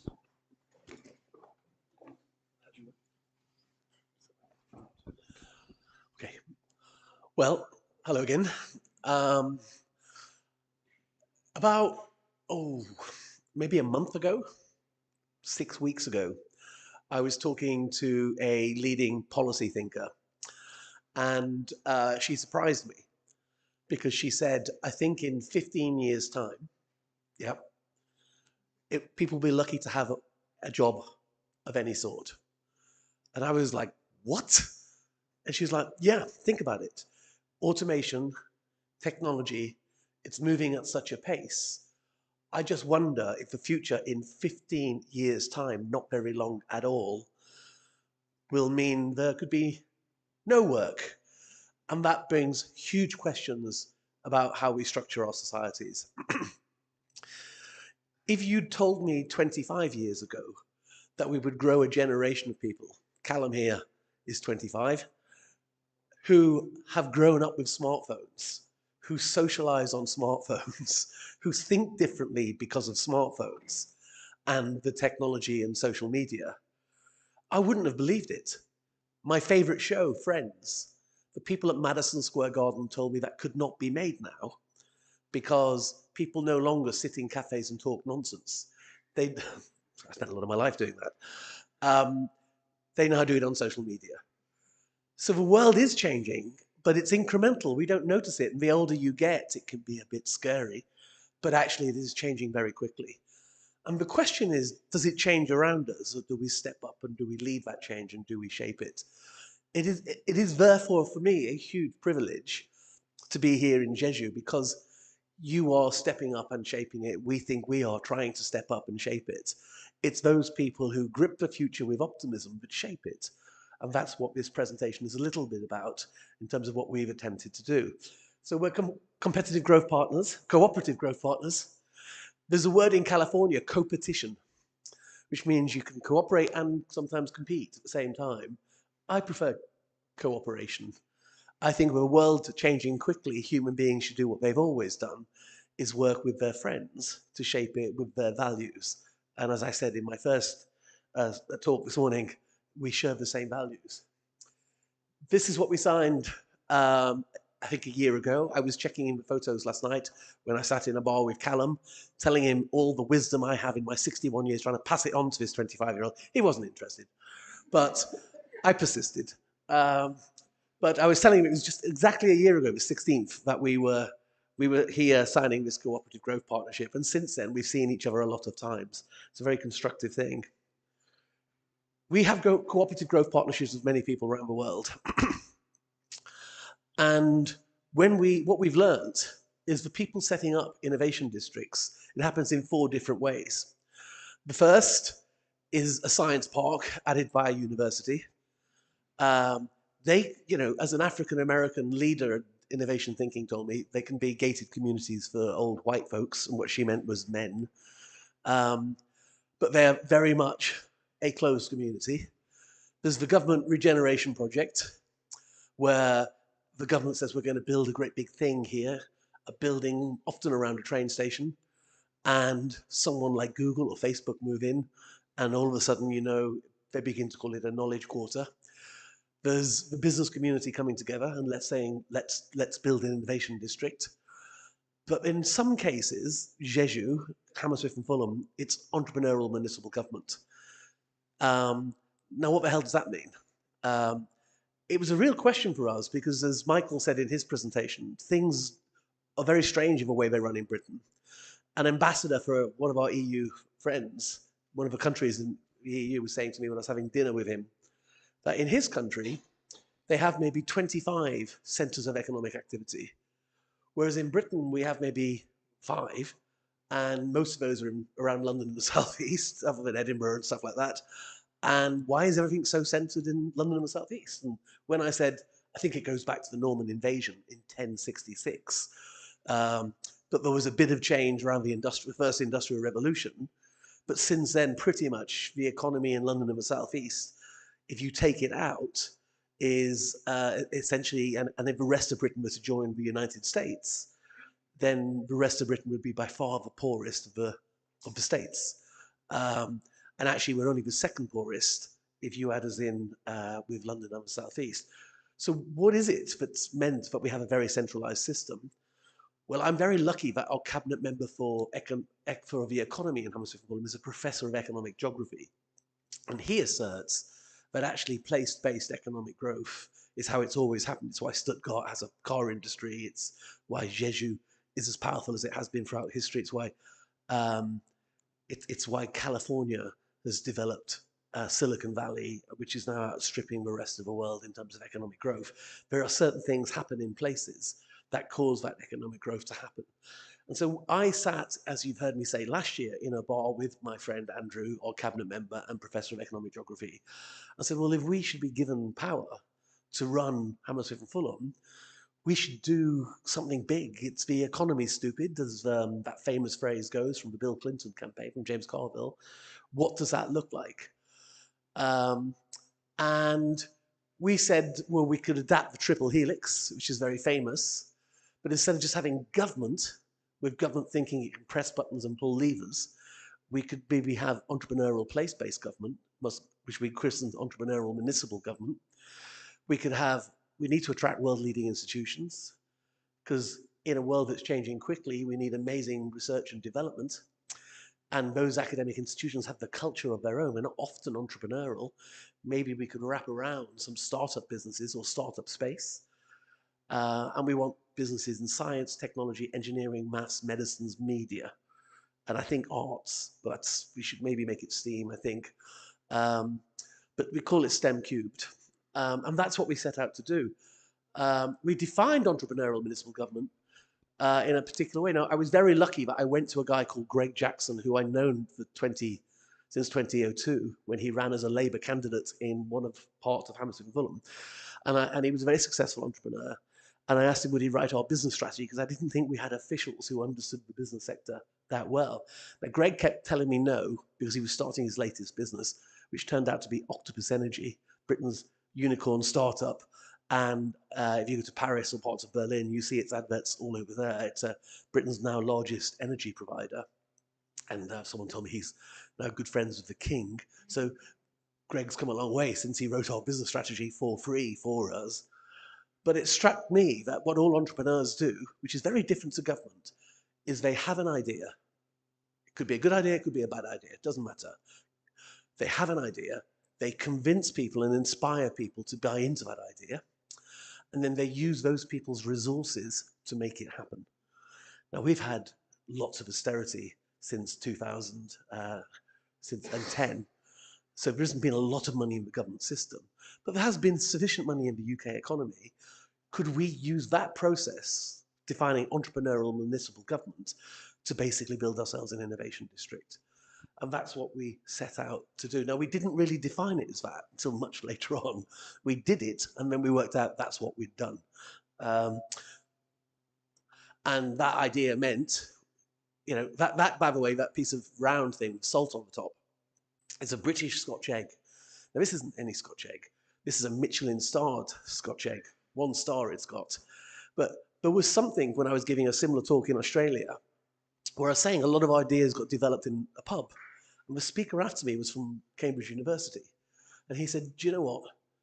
All great serendipitous ideas start in coffee shops, in pubs. The British Enlightenment, the English Enlightenment started in coffee shops.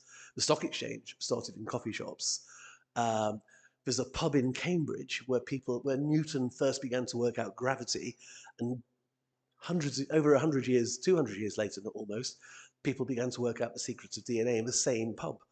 You know, there is something about that free thinking discussion you can have in those spaces where you get creative ideas. So our idea to build a world-beating economic hotspot in future industries started in the Harwood Arms pub in Fulham.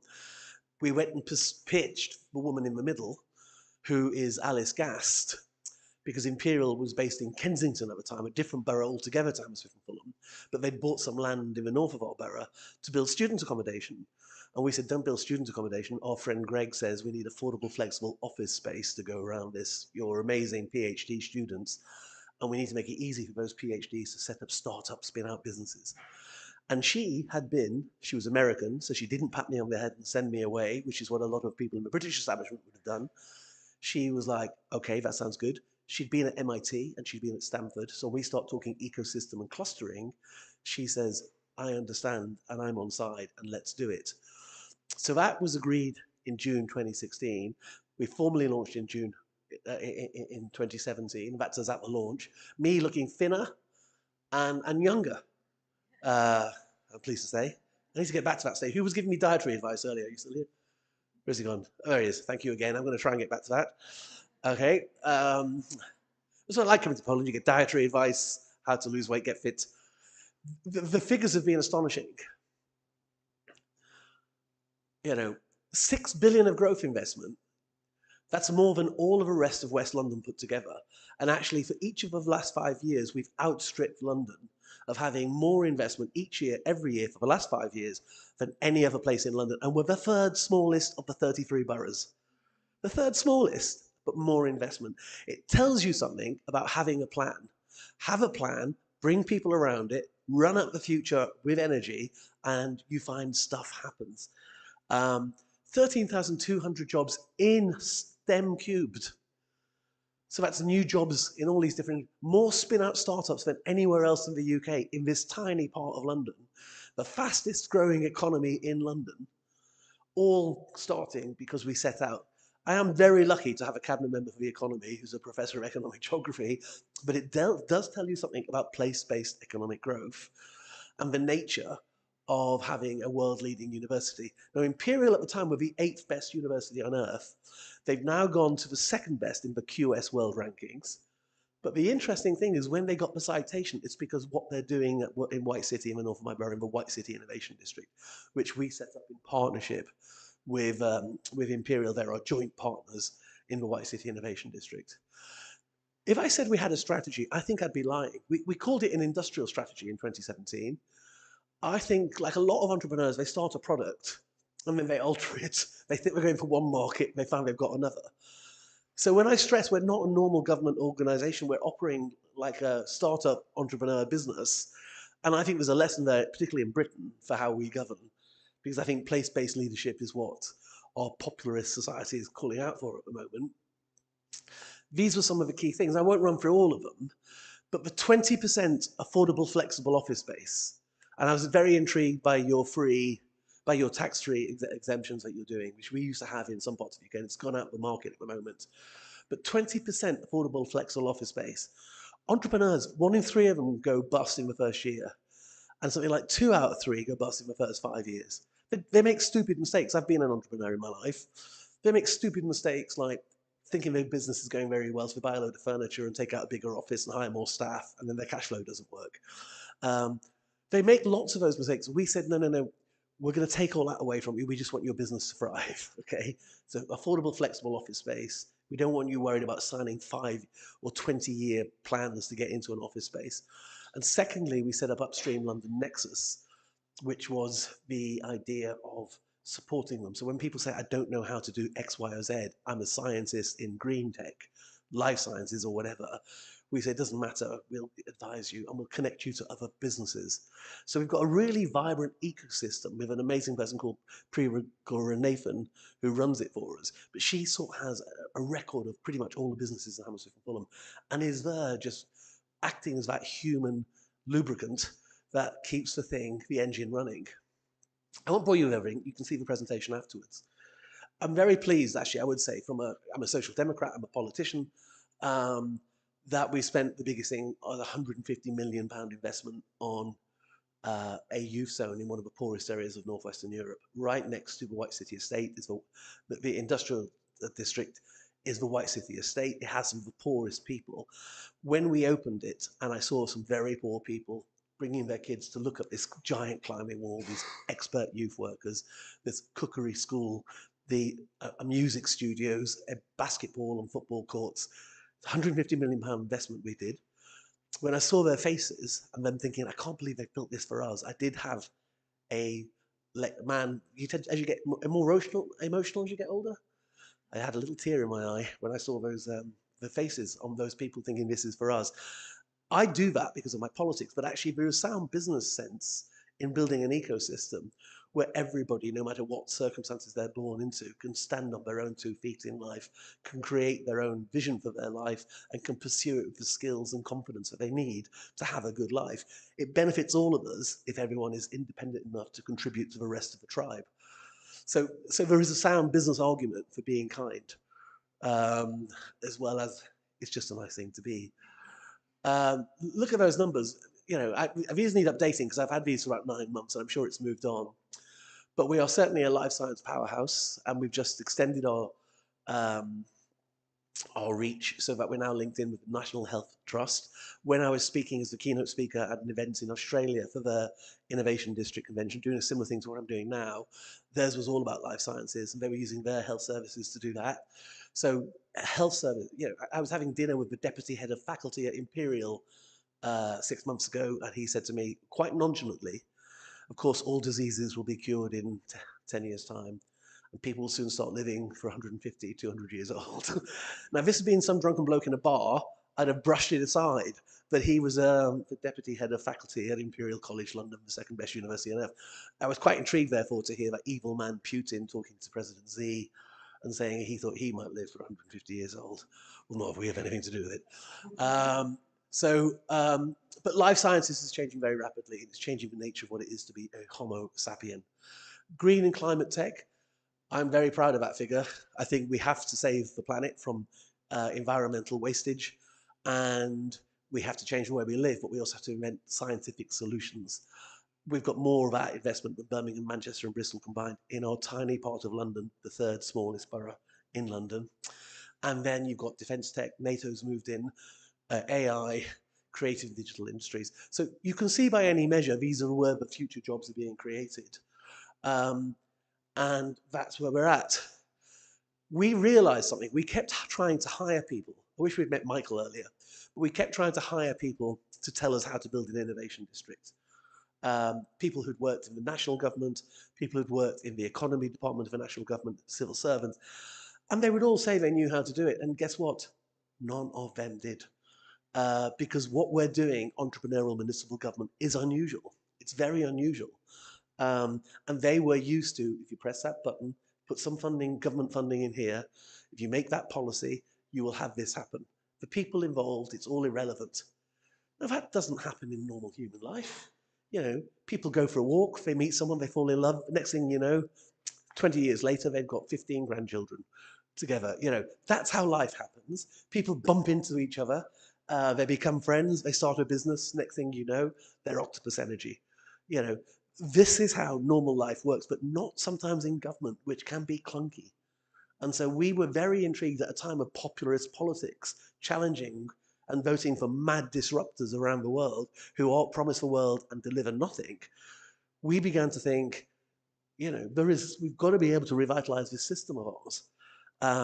We relaunched our strategy last November. It's great to have Camille standing in the audience. I was so touched you flew over. Generally was touched. I was telling everybody it's great to have our friends from Rzeszów there. And there is a picture of him, looking exactly, not a day older, in the top right hand, extremely handsome, I would say. It really adds to the whole thing. So thanks very much for coming along. But part of the reason we brought that strategy forward is quite a lot of my officials said, no one understands your industrial strategy, council leader, which is what they call you. I want to tell you the truth. We don't think any of us understand it. It's you and Andrew and Greg and a few others understand it. So you know, rather unusually, we wrote that with my key official, Nathan, and then we looked at it and really thought, well, what have we done? Now, I used to be a training consultant. And a lot of what you're doing as a training sometimes is looking at what best practices and trying to codify it. So we realized what we've been trying to do with our innovation district is codify what have we done, what mistakes did we make, what good things did we do, what's worked, what hasn't worked, what can we do next? And that was quite a lonely job because there's no one else really doing this in the UK. There's some government innovation districts which are very traditionally approached. There's an innovation district supposedly around Cambridge University. It's a science park, whatever you call it. And you know, the former government, Michael Gove, said he was going to give all these powers, and he's an ex-Cambridge graduate, to allow developers to build it. If they do that, it will lose something. It will not have the energy of a proper urban innovation district. Anyway, we launched it. There's 6 strategic elements to it. I'm going to run through those and tell you what we're doing next, okay? Because it will furnish what we're doing this afternoon if any of you stay over. The first thing, this place is very important. Do anyone know why it's important? Who wants to give me an answer? Anyone very good at history? Pardon? Enigma? Yeah, which cracked the Nazi codes, which meant we could sink their ships, crash their planes, and win the Second World War. Because they were very surprised. They'd be flying in fleets of aeroplanes to bomb our cities, and surprise, surprise, you know, 100 Nazi aeroplanes would be shot down by British and Polish and Australian and Canadian, Irish fighters who would sink them into the sea and protect our cities because we were. They also invented the world's first programmable computer. The interesting thing about Bletchley Park, and this is brilliant, but Winston Churchill did this, is they recruited people who were crossword experts, people who liked puzzles, people had reputations for lateral thinking. Oddballs by any measure in that society at that time, you know, sort of off-the-wall thinkers, and they stuck them all in a room and said, come up with something. Yeah, that's quite interesting, isn't it? We need to win a war, but come up with something. It wasn't, we'd like you to invent the world's first programmable computer and crack all the... It was, we want to crack the codes. We would like you to find some clever ways of doing things. And that environment, the lake, the walking around, there's a lot in there about an innovation district you could begin to copy. So that I've come back to looking at this. There's things wrong with it, which is it's a gated community. So some people took the wrong lesson and built science parks. But there are other things in there, which I think I've now learned, and I've been on a journey myself, is crucial to innovation districts. The first is this. So Tim Berners-Lee, I think people say he invented the internet. I love that quote. Now, I was at an event recently, I say recently, about March, in Milan with the World Economic Forum, where we had a symposium, a Chatham House Rules symposium on how to build innovation districts. And this was one of the key things everyone talked about. There were people mostly from the United States, but some from South America, but all around the world, Morocco, everywhere. And they were, there was dinners and talks, and what we were all trying to do is write the blueprint, because there isn't a blueprint. This was one of the key things came up. It's serendipity is what you're looking for. And it's not just serendipity where something happens, it's serendipitous collisions, which I'm going to come back to as I go through this. Now, someone once said to me when I was giving a talk in Norway, what is serendipity? Well, in Norwegian, it's slumdepleft. Okay, that's, but what it means is, it's that thing like you don't know when it happens. It is like when you fall in love. It is like when you make a friend. It is like when two people both say the same thing at the same time. It's that bit of that human interaction. Sometimes magical stuff comes from it. In fact, almost everything in our lives that we really treasure comes from a serendipitous collision. It's not government policy, but could it be? So we were very intrigued by that, and I was particularly interested, having spoken to people in Barcelona or people elsewhere, that it's always serendipity people coming back to, and serendipitous collisions. And they happen in places like this. Serendipitous collision. You're doing a crossword, someone else is a lateral thinker, and before you know it, you start to have a conversation what leads to possibly the world's first programmable computer. So if we're going to make these centers of future-shaping spaces on Earth, then you want to create a space where serendipitous collisions happen. That's what we've been doing. At the bottom left, you see Olympia, a multi-billion-pound investment in Hammersmith Fulham. It's got a startup space for startup entrepreneurs. It's got exhibition space for businesses. In fact, we'll be doing an exhibition there later this year, which I invite you all to.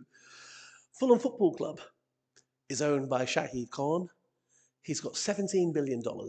He's a very inspirational man in many, many ways. He's a Pakistani man who went to America, worked in kitchens, starts off in kitchens as an engineer, ends up worth $17 billion. Now he owns Fulham Football Club and several other sporting outlets, as well as many businesses in the United States. The chief executive of Fulham came to me and said, I want to build a 17-story car park, because Shahid made all his money from cars, number plates. And I was like, we're never going to let you do that. That's ridiculous. We want less cars, not more cars coming into our area. But how about a new stand? And how about you don't just build a stand, you fit the stand into our industrial strategy? And how about that industrial strategy is in fintech or life sciences or any of these areas? You build something that fits with that.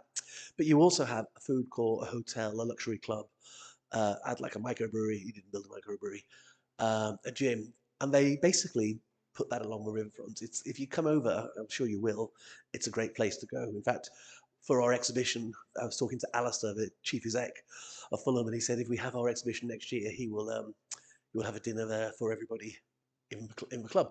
But it's a beautiful thing looking over the river. Now, they're putting in a pier there, which will bring people in from the city and from Canary Wharf, which I'll tell you about in a bit. Scale Space, Blenheim Chalcott. So that's entrepreneurial municipal government, me persuading someone else to spend their money to do something. Blenheim Chalcott, in the top left-hand corner, built Scale Space. Blenheim Chalcott told me they were going to move their business out of Hammersmith and Fulham. And the reason they said they were going to move it out was because they were upset. We'd cancelled their £22 million IT contract and just bought one for 12 million from someone else. But they're a venture builder, and they have lots of different businesses they invest in. And I said to them, you're mad to move out, meet our new friends at Imperial, you should be moving in with them and building a startup space. Within 18 months, they'd thrown up that temporary building, Scale Space. That's one of the reasons why we have so many spin-out startups, and it's a partnership. It's using Blenheim Chalcott's money, Imperial's land. It was Greg Jackson's idea. I pitched it to Blenheim and to Imperial and made it happen without any public money. involved. And that's what we mean by entrepreneurial municipal government. On the right, you see our old town hall turned into a state-of-the-art new civic campus. It will have a Sky restaurant. It will have a concert hall, art gallery, homework space for kids, startup space for entrepreneurs, 5-screen cinema. It's a totally different concept in what municipal government should be about. The Sky Park, Britain's first ever public Sky Park, will be a wonderful place to sit, as you see later on in this presentation. This, for me, is the most important thing. Every time I look in that girl's face, I feel a sense of hope. Because here's a girl born into a working class family. Her mum's first generation immigrant. She's from a white city estate. And there she is climbing the wall. And look at that confidence, that inner confidence in her. Setting young people up to live a life of confidence and contribution to the wider society is probably the most important thing you do as a municipal leader. But it's also economically vital. Otherwise, you end up with some of the stats Michael was showing us. Teaching people the values, but also teaching them the skills is essential to moving forward. We have a pathway bond where we took the African proverb, it takes a village to raise a child. And we went to all the different businesses in our ecosystem, said, what can you do to help? We've got no money, you've got some. Quite often they offer to help. Councils and schools don't even call them back because the system isn't geared to catching it. So we said, let's catch it and let's turn it into work experience, mentoring, inspirational talks, use of their facilities, being active in the community like you properly in the village. So we've got 84 companies who signed the Hammersmith Fulham Pathway Bond. It's about giving kids a different type of life trajectory from every single background. We think that's crucial to having an innovation ecosystem where everyone stands on their own 2 feet. We've realized that no one understands how to build an innovation district. And those people who do understand it aren't telling you the truth. I don't claim to understand how to build an innovation district. I can tell you what we've done. I can tell you what we know. I can tell you our mistakes. I can tell you our successes and some of the rules we've learned. So what we set out to do was to join with other innovation districts in other liberal democracies and share our best practice. So we have these cooperative growth partnerships with Rzeszów, with Barcelona, with Milan, with Melbourne, with Buenos Aires, and with Swindon in the UK and Barnsley in the UK. And we're signing them up. Anybody, and Lillestrøm and Oslo, which are 2 places in Norway. Anybody who wants to share this with us, we will sign a partnership with if we're in a liberal democracy. And the rules are very simple. Let's share our learnings. Let's become friends so we can actually share our mistakes. In politics, everyone's trying to brag about their successes. Let's be quite honest and say, we messed that up. We could have done this differently. We don't know what to do here. Have you got any ideas? As friends do. Number 2, let's create mutual investment opportunities. So if you're in, we will try and work with you and create mutual investment opportunities. This idea of a globalized world with liberal democracies around it, the rule of law, everyone free to be who they want to be, never having to bow your knee to anybody, you know, that is a historic anomaly. It doesn't normally happen in history. The fact that we are here now in 2025 with that thriving, it is a sacred thing that needs to be protected.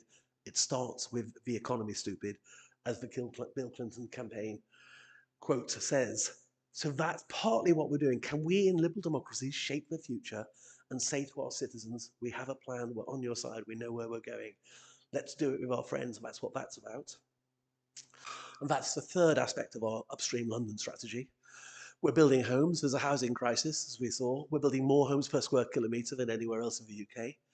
And I used to teach negotiation for a living before I did this job. We take a very tough approach to negotiating to make sure we get the right amount of affordable homes.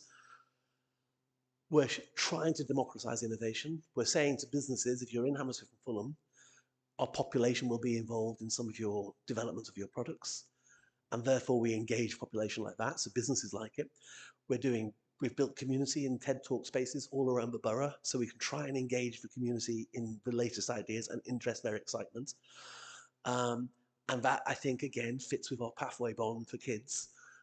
It's about the whole ecosystem fitting together to create innovation. And then we're looking at venture funding, which we're struggling with. Now, I'll just tell you a quick anecdote. I did a talk on are entrepreneurs born or are entrepreneurs made? Does anyone have a view on that? Who thinks entrepreneurs are born? Who thinks they're made? Hands up if you think they're born. Okay, hands up if you think they're made. Okay, a lot of people just kept their hands down there. Is that because you have no, okay. All right, well, we had that conversation. After I did that panel, a guy came up to me and said, look, I'm 30. When I was 23, I came up with a software invention. It was bought by a company, but they said I had to work there for 7 years. It was a brilliant software invention. They've made a lot of money. I've now come up with 3 others, and I want to start a business. Should I move to Hammersmith and Fulham, or should I go to California? So I was like, obviously, Hammersmith and Fulham. Why would you ask? You know, and he was like, the thing is, a lot of my friends have gone to California because they're in digital tech. And when they get there, he notices 2 things. The first, and I checked this wasn't drugs, because I'm very anti-drugs, they talk at twice the speed. I was like, what? They talk at twice the speed? So yeah, their syntax, it doubles. They're so hyped on adrenaline, they're just talking at twice the speed. So I thought, that's quite interesting, isn't it? If we all met people who are excited, that's very interesting. So the second thing, they will tell stories. I went into a cafe, a bar, and I was telling someone about my business, and I got offered $35 million for a 10% share. And so there's a very bullish venture capital system in Silicon Valley. Now, 10 years ago, when I was trying to persuade the mayor of New York to sign a cooperative growth partnership with the UK, with Hammersmith and Fulham, they didn't because Brexit killed it. She told me her biggest challenge, she was deputy mayor for economic growth, was that lots of companies start in Brooklyn and Queens, and then they head to Silicon Valley. They just have to be there. Anyone who's seen the Network Facebook movie, they started in Harvard, you know, a very good university. The ecosystem in Boston and Massachusetts is pretty strong. They went to California. It was just a no-brainer for them. If you're in tech, go to California. Europe doesn't have a center like that. Europe does not have the type of place where you just have to go. Maybe it is London, yeah, but not compared to Silicon Valley. And we should have one because the future requires it. So that's what we did. I noticed my partner, my wife, does a lot of jigsaw puzzles. And she loves them. She finds it, she's an advisor to the Government Bank of England. She finds it very relaxing. And I figured what I'm trying to do with entrepreneurial municipal government is like make a jigsaw puzzle. We don't have total powers as a small council in West London. We do have a tremendous amount of ability to persuade and to convene and to lead. And what we've been doing is we persuaded Hammersmith Hospital that it should have we could build a new hospital for them on our land. And we're talking to them about that. QPR came to see me. They wanted to build luxury houses to sell flats overseas. I said, don't do that. Build a hotel, build a conference center, build a scale space, and I'll give you the road. And so they came to see me. That's what they're going to do. They haven't done it yet. Don't tell anybody. Because 7 months before an election, it will be controversial. But that's what they are going to do. Okay. Shepherd's Bush Market was an old market. It's a very nice market. Got bought by a developer. They said, what do you want? I said, start-up and scale-up space for start-up entrepreneurs. I want student accommodation because I want them to live in our borough. I want this to feel like a campus, this borough. And that's what they've built, as well as affordable housing. Not our money, but using our hard power, the planning authority, and our soft power, isn't this a good idea? You'll make a profit. The Civic Campus, I've showed you a picture of that. It's a totally different building. It's the capital of an innovation district. ARC opened some office buildings on the riverfront. And I said, get into green tech, get into life sciences. I connected them to Imperial. They signed an MOU with Imperial. They're part of that ecosystem. Charing Cross Hospital has a lot of redundant land. I said, why don't we build startup space in life sciences to Chief Executive of the Hospital Trust? We're talking about that. Earls Court, we collapsed that former scheme.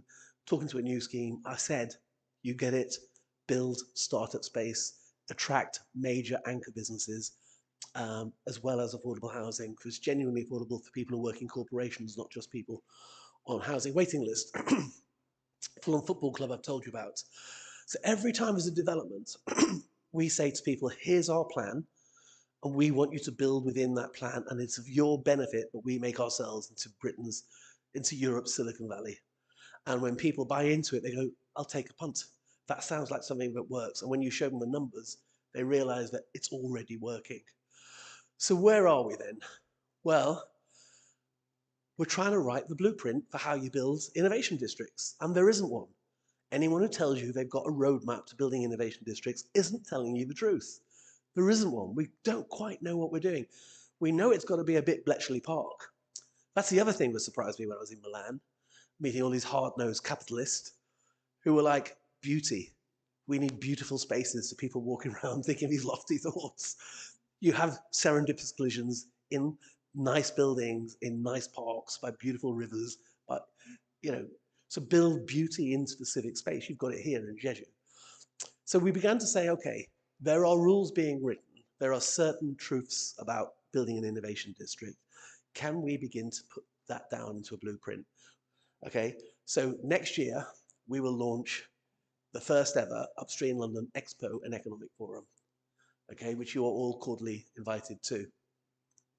16th, 17th, 18th of March, 2026, okay, taking place in the London Borough of Hammersmith Fulham. It has 4 of you. Do you want to take a photograph of that? Do you like the logo? I like the logo. The logo I'm particularly proud of it, by the way, because I helped design it. It's the planet Earth. I really like. Who's seen that picture of the pale blue dot? You seen it? It's, you look it up. You know, look it up when you go. It is the Voyager spacecraft.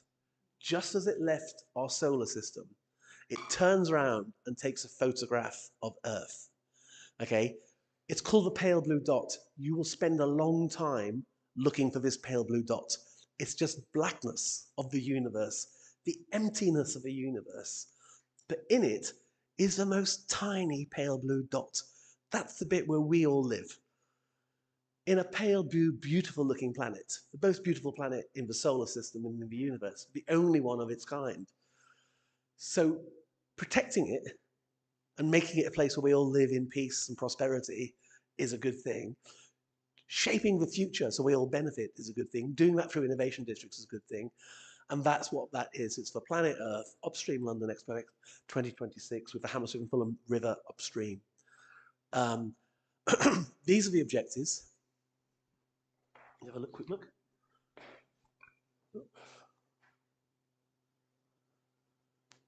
So obviously, we're Hammersmith and Fulham. The first one is to build the reputation of Upstream London, which is what our strategy is called. Hammersmith and Fulham, Upstream London, the innovation borough, to build that reputation. The second one, because we generally believe in sharing with our partners and our friends, and I stress that word friends, is to build the international reputation of all our partners and to win investment opportunities for our partners, okay? We want to debate, develop and finesse what the rules are together. So it's going to be we'll have a Chatham House rules aspect to it. I'm trying to get the World Economic Forum to host it for us, but Alberto, our partner in Milan, is currently in California pitching them the idea. I'm very pleased to say. We're going to establish investment opportunities for Upstream London and our businesses and our cooperative growth partners. And we look to inspire young people. So if you've got Polish young people in Rzeszów, maybe your schools could send 10 of them over, 20 of them over, and they could take part in some type of, this is what we're doing to shape the future. Maybe you could run a competition in the run-up. The winners of the Scientific Advancement Prize will go to London for the Upstream London debates, the youth parliamentary debates, or the youth council debates with other people from around the world to talk about how their innovative play, how Rzeszów is an innovation centre. Capturing that imagination of the young people. I'm a politician, it's what we're meant to do. And then finally, we need to inspire them. So that's what that's going to be about. And we're going to have 3 aspects to it. There's an economic forum, so we'll be having dinners and debates and people giving talks. And the people giving the talks will be the audience and there'll be the people stepping up, just like you're doing here. There'll be an exhibition in Olympia where everyone can take a stall. So it's up to people to take whatever stalls they want. It could be local businesses from Rzeszów, from Hammersmith and Fulham, from Milan, from Barcelona, from Buenos Aires. It could be associated businesses. This is the first one, but we're looking to do it every year and make it into the major exhibition in Europe for innovation districts. And then the next thing is inclusive events where hopefully we get the young people to take part. In terms of the economic forum, these are the people I've told the officials to invite. So top of the list is our cooperative growth partners. people, and we're leaving it to them to say who they should be. We want global thinkers in innovation districts so that we can begin to say we're writing the rules. We want economists to talk about place-based growth. We want investors because we want to get that talk twice the speed in London that you have in California, and developers who might build the buildings. Journalists to report on it because they will make the noise. We want leaders, genuine leaders, not people who are elected leaders. I'm an elected leader, but people who genuinely can lead and shape things. We're going to invite them and businesses and academics in STEM. And we do want political leaders and opinion formers, and we're very close because we are very outward looking. I've just built a clock in this Hammersmith Town Centre. It's the EU flag. If you ask me later, I'll show you photographs of it. But I've built a clock. It's got 4 faces. It's the EU flag. We love being part of this amazing continent at this point, and we're going to try and sell our love of it to the rest of the country. And as a consequence, we're very close to an awful lot of embassies because we are so outward looking. These are the debates. Now, my friend Andrew, the professor of economic geography, says Mario Draghi's The Future of European Competitiveness is the single best economic document produced in Europe in decades. If you just read the foreword alone, it is uplifting, but it's a very clever document. It tells you that 20 years ago, Europe, including the United Kingdom, had the same size economy as the United States. Now, Europe, including the United Kingdom, is a third smaller. Sorry, it's a third smaller. The United States economy is a third bigger than Europe and the United Kingdom's. That tells you they're getting something right and we're getting something wrong here in Europe. And we need to fix that, and we need to fix it together, and we need to fix it by doing what friends have always done, is put our heads together and figure it out. So these are the key documents for us. Upstream London. Andrew, who's not bragging at all, said he thought our Upstream London document was the second best one in Europe. But I think that's just him being generous. But the best one is the Future of Europe. There's a London plan, there's a UK investment plan, there's be Polish plans. We want people to come. We think these are the questions, and possibly questions that we should look at this afternoon. What are the key factors in successful innovation districts? Yeah, that is a question that still is being written. The answers are still being written. How do you build inclusive growth? What's the use just turning Rzeszów into a rich person's paradise and everybody who's lived there for decades being moved out? We want every single person to be part of the wealth creation. We're massively in favor of creating wealth. I'm a social democrat. I'm massively in favor of sharing it out so people have a chance in life. Serendipity, never forget that word. It's the magic that makes entrepreneurialism. It makes stuff happen. How do you build it in? I'll tell you something about scale space. Yeah, scale space, where all the startups are, business Bilem Chalcott set up with Imperial. They decided to put one door in, and they broke all the rules of a building. So when you walk in, the reception desk is way back. The first thing you do is find yourself milling around. On the right, they've got a cafe. On the left, they've got the hospitality space for people ready to go into a conference center. So when you walk into the space, and there's a flight of stairs with people coming down the stairs opposite you, if you know anything about building design, it breaks all of the rules. The reason that they did it is they want people to just bump into each other in the foyer. You can get out if there's a fire, there's other doors, but if there isn't a fire, there's one way in, there's one way out. They have people bumping into each other. And I bumped into one of the owners of Blenheim Chalcott. He's asked me would I consider building a new stadium with him. So I was like, sure, we're going off to see the piece of land he wants to buy. I just happened to bump into him before. I bumped into Edinburgh University. He'd come down to look at scale space. We had a 5-minute chat. Oh, my friend from Imperial was there. And they were like, we'd love to work with you. And I was like, we're very open. We'd love to have a Scottish partner.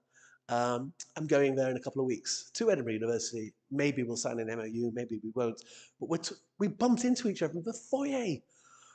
This type of stuff is not how governments normally think. You know, they normally will build a building. They don't really take it any further than that. There are rules on serendipitous spaces. We should write them, understand them, and build them into our planning. And then the final thing is the young entrepreneur factor. How does a place in Europe get the gravity? Now, I do think it is London for all sorts of reasons, not least the City of London, which is a financial ecosystem. But it could be a place in Poland, and even if it is London, because of our friendships with Rzeszów, it would be Rzeszów too. So how do we build something that's a type of gravity where you want to do something in Jeju and you tap into an ecosystem. We're 5 hours away on a plane. You know, the time you get from door to door, it's a 2.5 hour flight, 5 hours door to door from my house to here. It's not very long at all, but we're milliseconds away on a Teams call or a phone call. So we can begin to think about this differently to the traditional way. We have this, the center of a wheel, and we look at all the different bits we connect into. This is what our ecosystem looks like at the moment. Pure Affinity, I took a Polish water company around. I think you were there, weren't you, Magda?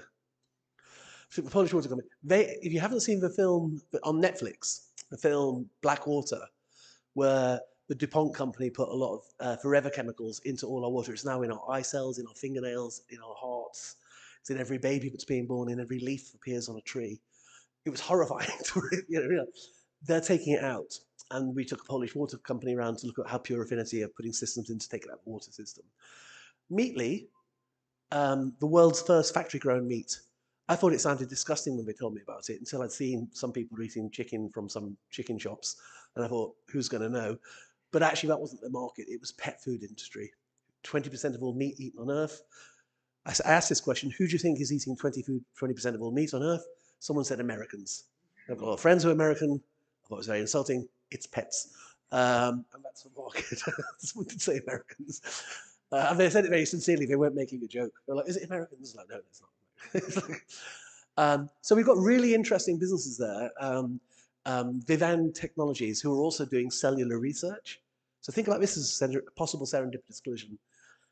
You've got Meatly, who are taking chicken egg cells and making meat out of factories from chicken egg cells.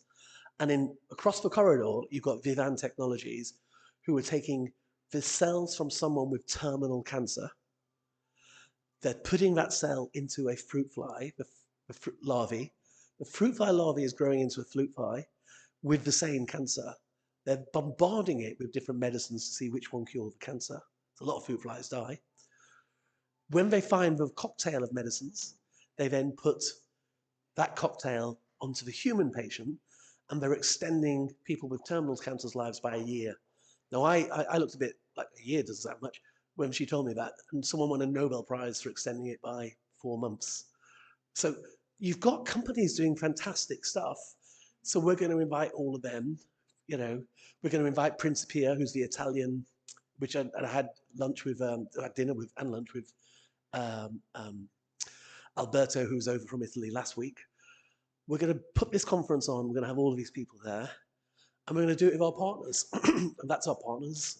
The IASP have said yes. Mind have said yes. Lillestrom have said yes. Barcelona have said yes. Barcelona talking to Buenos Aires, which is the PI one, you see. I'm sure we haven't spoken to Swindon yet, or Barnsley or RMIT, but I'm sure they'll say yes. And I'm sure Oslo Science Park will say yes, and I hope you are there too. But we will have that, when we have that exhibition in London, it will have that logo, probably in different colours, with all of the lists of names of our partners underneath. It'll be a chance to do the 3 things we said. And let's not forget the young people. We want, as well as having the exhibition, we really do want to have children there and young people. So that's going to be a part of it.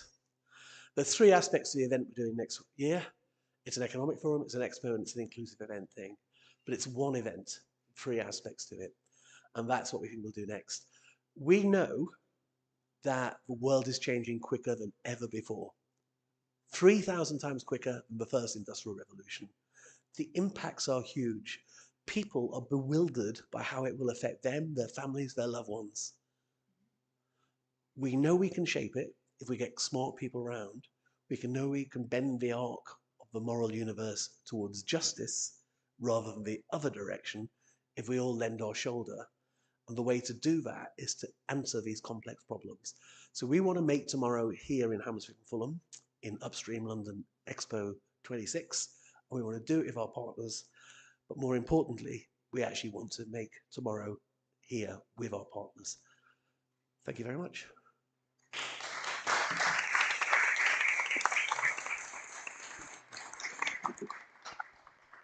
Okay, more of this during the workshop. And now, last but not least, Ewelina Oczoś from Reconal Company. which is an example how Polish business take over the world. Thank you so much. Thank you for having me here for the second time. And thank you that you're all still here, because I know I'm the last, so it's probably the most difficult sometimes. I was hoping my colleague from UK, managing director, would join us, but he missed his flight. So I hope I will do it well. Where is this thing to? Okay.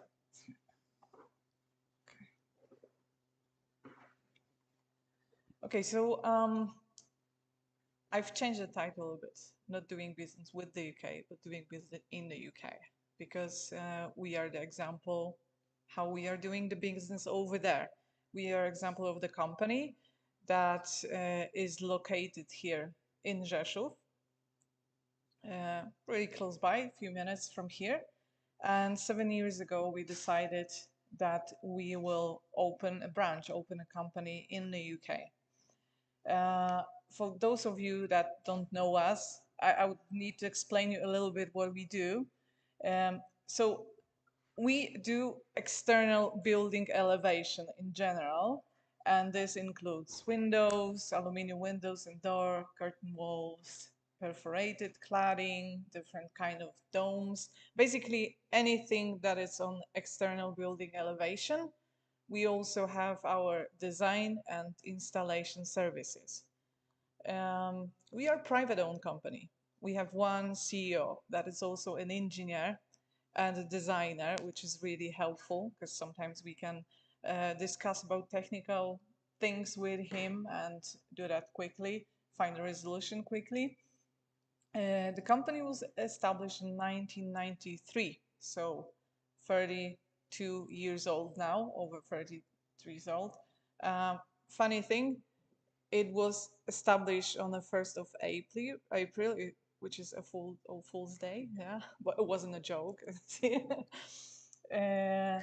And we were growing through years, and finally in 2015 we have an idea. So everything started with an idea. Yeah, it was said over here.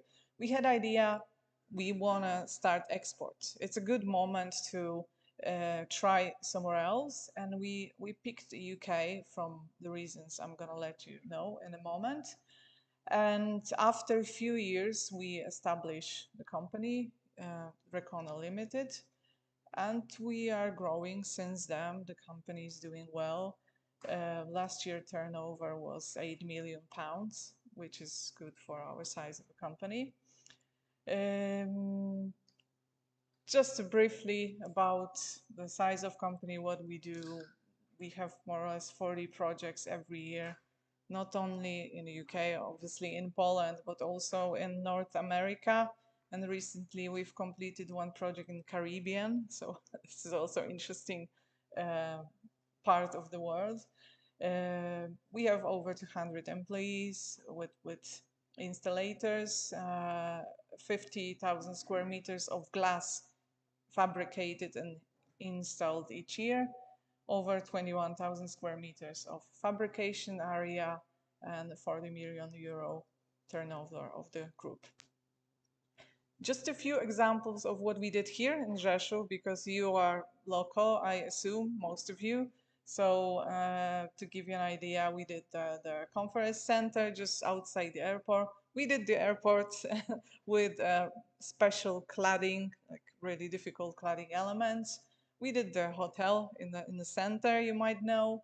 And we did the tallest building in Rzeszów, the tallest tower that you can see from everywhere you go around the town. So why the UK? We thought when we were starting in 2016, 2017, we thought it's a really stable construction market with a large volume of commercial and residential projects. Some of them were very challenging, and we like challenges. That's why we thought it would be good start for us. And language, of course. English is the most common language, I would say, on the earth now. So it's much easier than starting in China. So for you to know more or less how it started, 2016-17, it was our market research. We started with a few jobs with delivering only the product. And it was a trial for us. In 2018, we've established Recono Limited with a local office in Basingstoke. For the next 2 years, we were gaining the trust of the main contractors and developers. Since then until now, we are only growing. We've opened a local design office. We have our installation team, technical teams, and we are trusted subcontractors to some of our partners at the moment. For those of you that are thinking about starting the company in the UK, there are a few steps you have to remember, of course, like registration the company, opening a bank account, but this is fairly easy. You can do it online. It's not a problem. More complicated things for us with getting a special insurance over there, because we were new in that market. Nobody knew us, although we exist in 20 few years in Poland, but we're still new. And be aware that we are doing really important part of the building. It's external elevation, like everybody see that, and some of the projects are a few $1 million project. It's really the clients need to trust you. They need to know who you are. So getting the insurance we manage with the help of a parent company. So this company we have in Rzeszów at the moment. And of course, you have to be aware of a standard building contracts. So I would advise the companies to get a local lawyer to help you with that. So how we decided to do it. We decided we don't want to deliver only the product. We want to gain our clients by providing them a full service with elements fabricated here in Rzeszów and delivery to UK. On the way, we face Brexit, so the regulation has changed a little bit. We have to get in touch with local export and clearance agencies. At the moment, it's standard. We get used to it. A little bit more of a bureaucracy, but it's nothing scary. We had to find local installators, which was also challenging. We had to train them. We did several training here in Poland. They had to learn our systems. As much as this is so important to produce a good product, it's also very important to install it well. It's 50 or even more % of the success. We also had to use local warehouses because, as you will see later on, some of our projects are based in central London. So there are really difficulties with transport. So we had to use local warehouses to transfer our stuff, to use smaller trucks. So how did we win the first sale, or how did we convince the contractors? I would say in UK, what is very important is the direct contact, getting known to people, getting a chance to introduce yourself. So for some of the first project, or for some of the first main contractors to get to know us, we had to help them at the beginning. So there was a case that a company like us didn't manage to deliver a product on time. And that was the moment that we came in. We helped them finishing the job for someone else. And in this way, we gained the trust and future jobs. Something about the biggest challenging for those of you that are thinking to start over there. pre-qualification and accreditation. As I said before, since we were new, we had no financial history. We had only some experience from Poland. We had to gain all of that.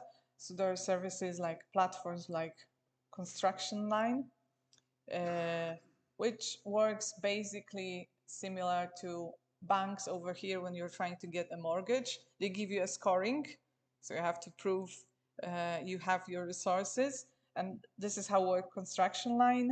There are a few steps, like you can gain a gold, bronze, or silver status, and that's fairly easy because the main contractor can check us easily because we were already qualified by Construction Line that we are trusted partners with a strong financial history. What's also important, building regulations. I think it was mentioned here that you have to be aware of this additional, different type of certification, different testing. We have to, our production facility in Rzeszów have to went through few audits from UK to make sure we are compliant with the local regulations and certifications. You have to be aware of currency fluctuations. It was also said over here, it's changing, right? We are buying in Polish zloty. Everything costs us Polish zloty. What we sell is in British pounds. So at the moment, we are not that competitive, or we have to lower our margin to be competitive. But in our cases, some of our projects takes few years, and we have to sign a contract at the beginning. But at the moment, there are also tools that can help you with that. I'm not here to advertise any, but we are using some, so I'm happy to share with you if you have that issue or thinking about it. Also, recruiting local teams was a challenge. You have to check if they're allowed to do the work, even on the construction side. It's difficult, or even getting the experienced people. It's always a challenge. So where we are today, it's been 7 years since we've started. We've delivered 14 major projects that I'm going to show you later on.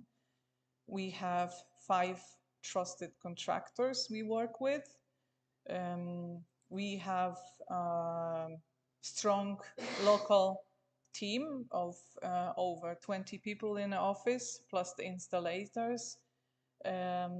We have opened a design office, especially because there's been a change in building regulations in the UK. And at the moment, if you want to, there needs to be done a lot more of a design work before the builders get the working permission. That's why we thought to invest in a design team, and we've created an office of 8 people at the moment who is working only on design and are offering services even before the main contractor will gain the work permit. So I was thinking about few advice for those who are thinking to be present on that market. So what don't do's? It's not here, but I have to say that there is a big cultural difference between UK and Poland. In Poland, we always we say, we'll figure it out. There's not even an exact translation of the word wykombinujemy coś. It's I can try, like, we will work it out, we will find a way to do it, but it's not like in Poland it's okay, let's do it, we'll see how it works and we will find a way. Don't do it. Don't do it in the UK. Work on your logistics, it's very important. Work on your supply chain. Be aware of cultural differences and communication differences. Hire someone local who understands that. and check the certificates and check all the necessary testing you have to do, or data you have to supply there. If you click that list, it should be more or less okay, should be safe. It's been mentioned here about supporting tools. I'm not an expert at that. I know there is definitely more. We were not aware of them. I'm not saying they didn't exist. We were not aware of them when we started. Now we are using some of them. I'm sure there is more. I'm sure that those of you here who can help you or advise you how to use this, and I encourage you to reach out. So just shortly as a checklist, if you're thinking about opening a company in the UK, first of all, do a research, maybe do a few trial sales to understand how it works, run the pilot projects, then the registration, carefully plan your logistics, get in touch with the custom agency, find a way to avoid currency risk, and build a local presence through direct contacts. Just example of few certifications I told you about. There's this construction line. At the moment we are gold, so the top part, health and safety certificate, quality certification. And what I like to show the most is what we did in that few years. So at the moment we are finishing a job for a main contractor called Ardmore. Is a residential scheme of 4 buildings. We did some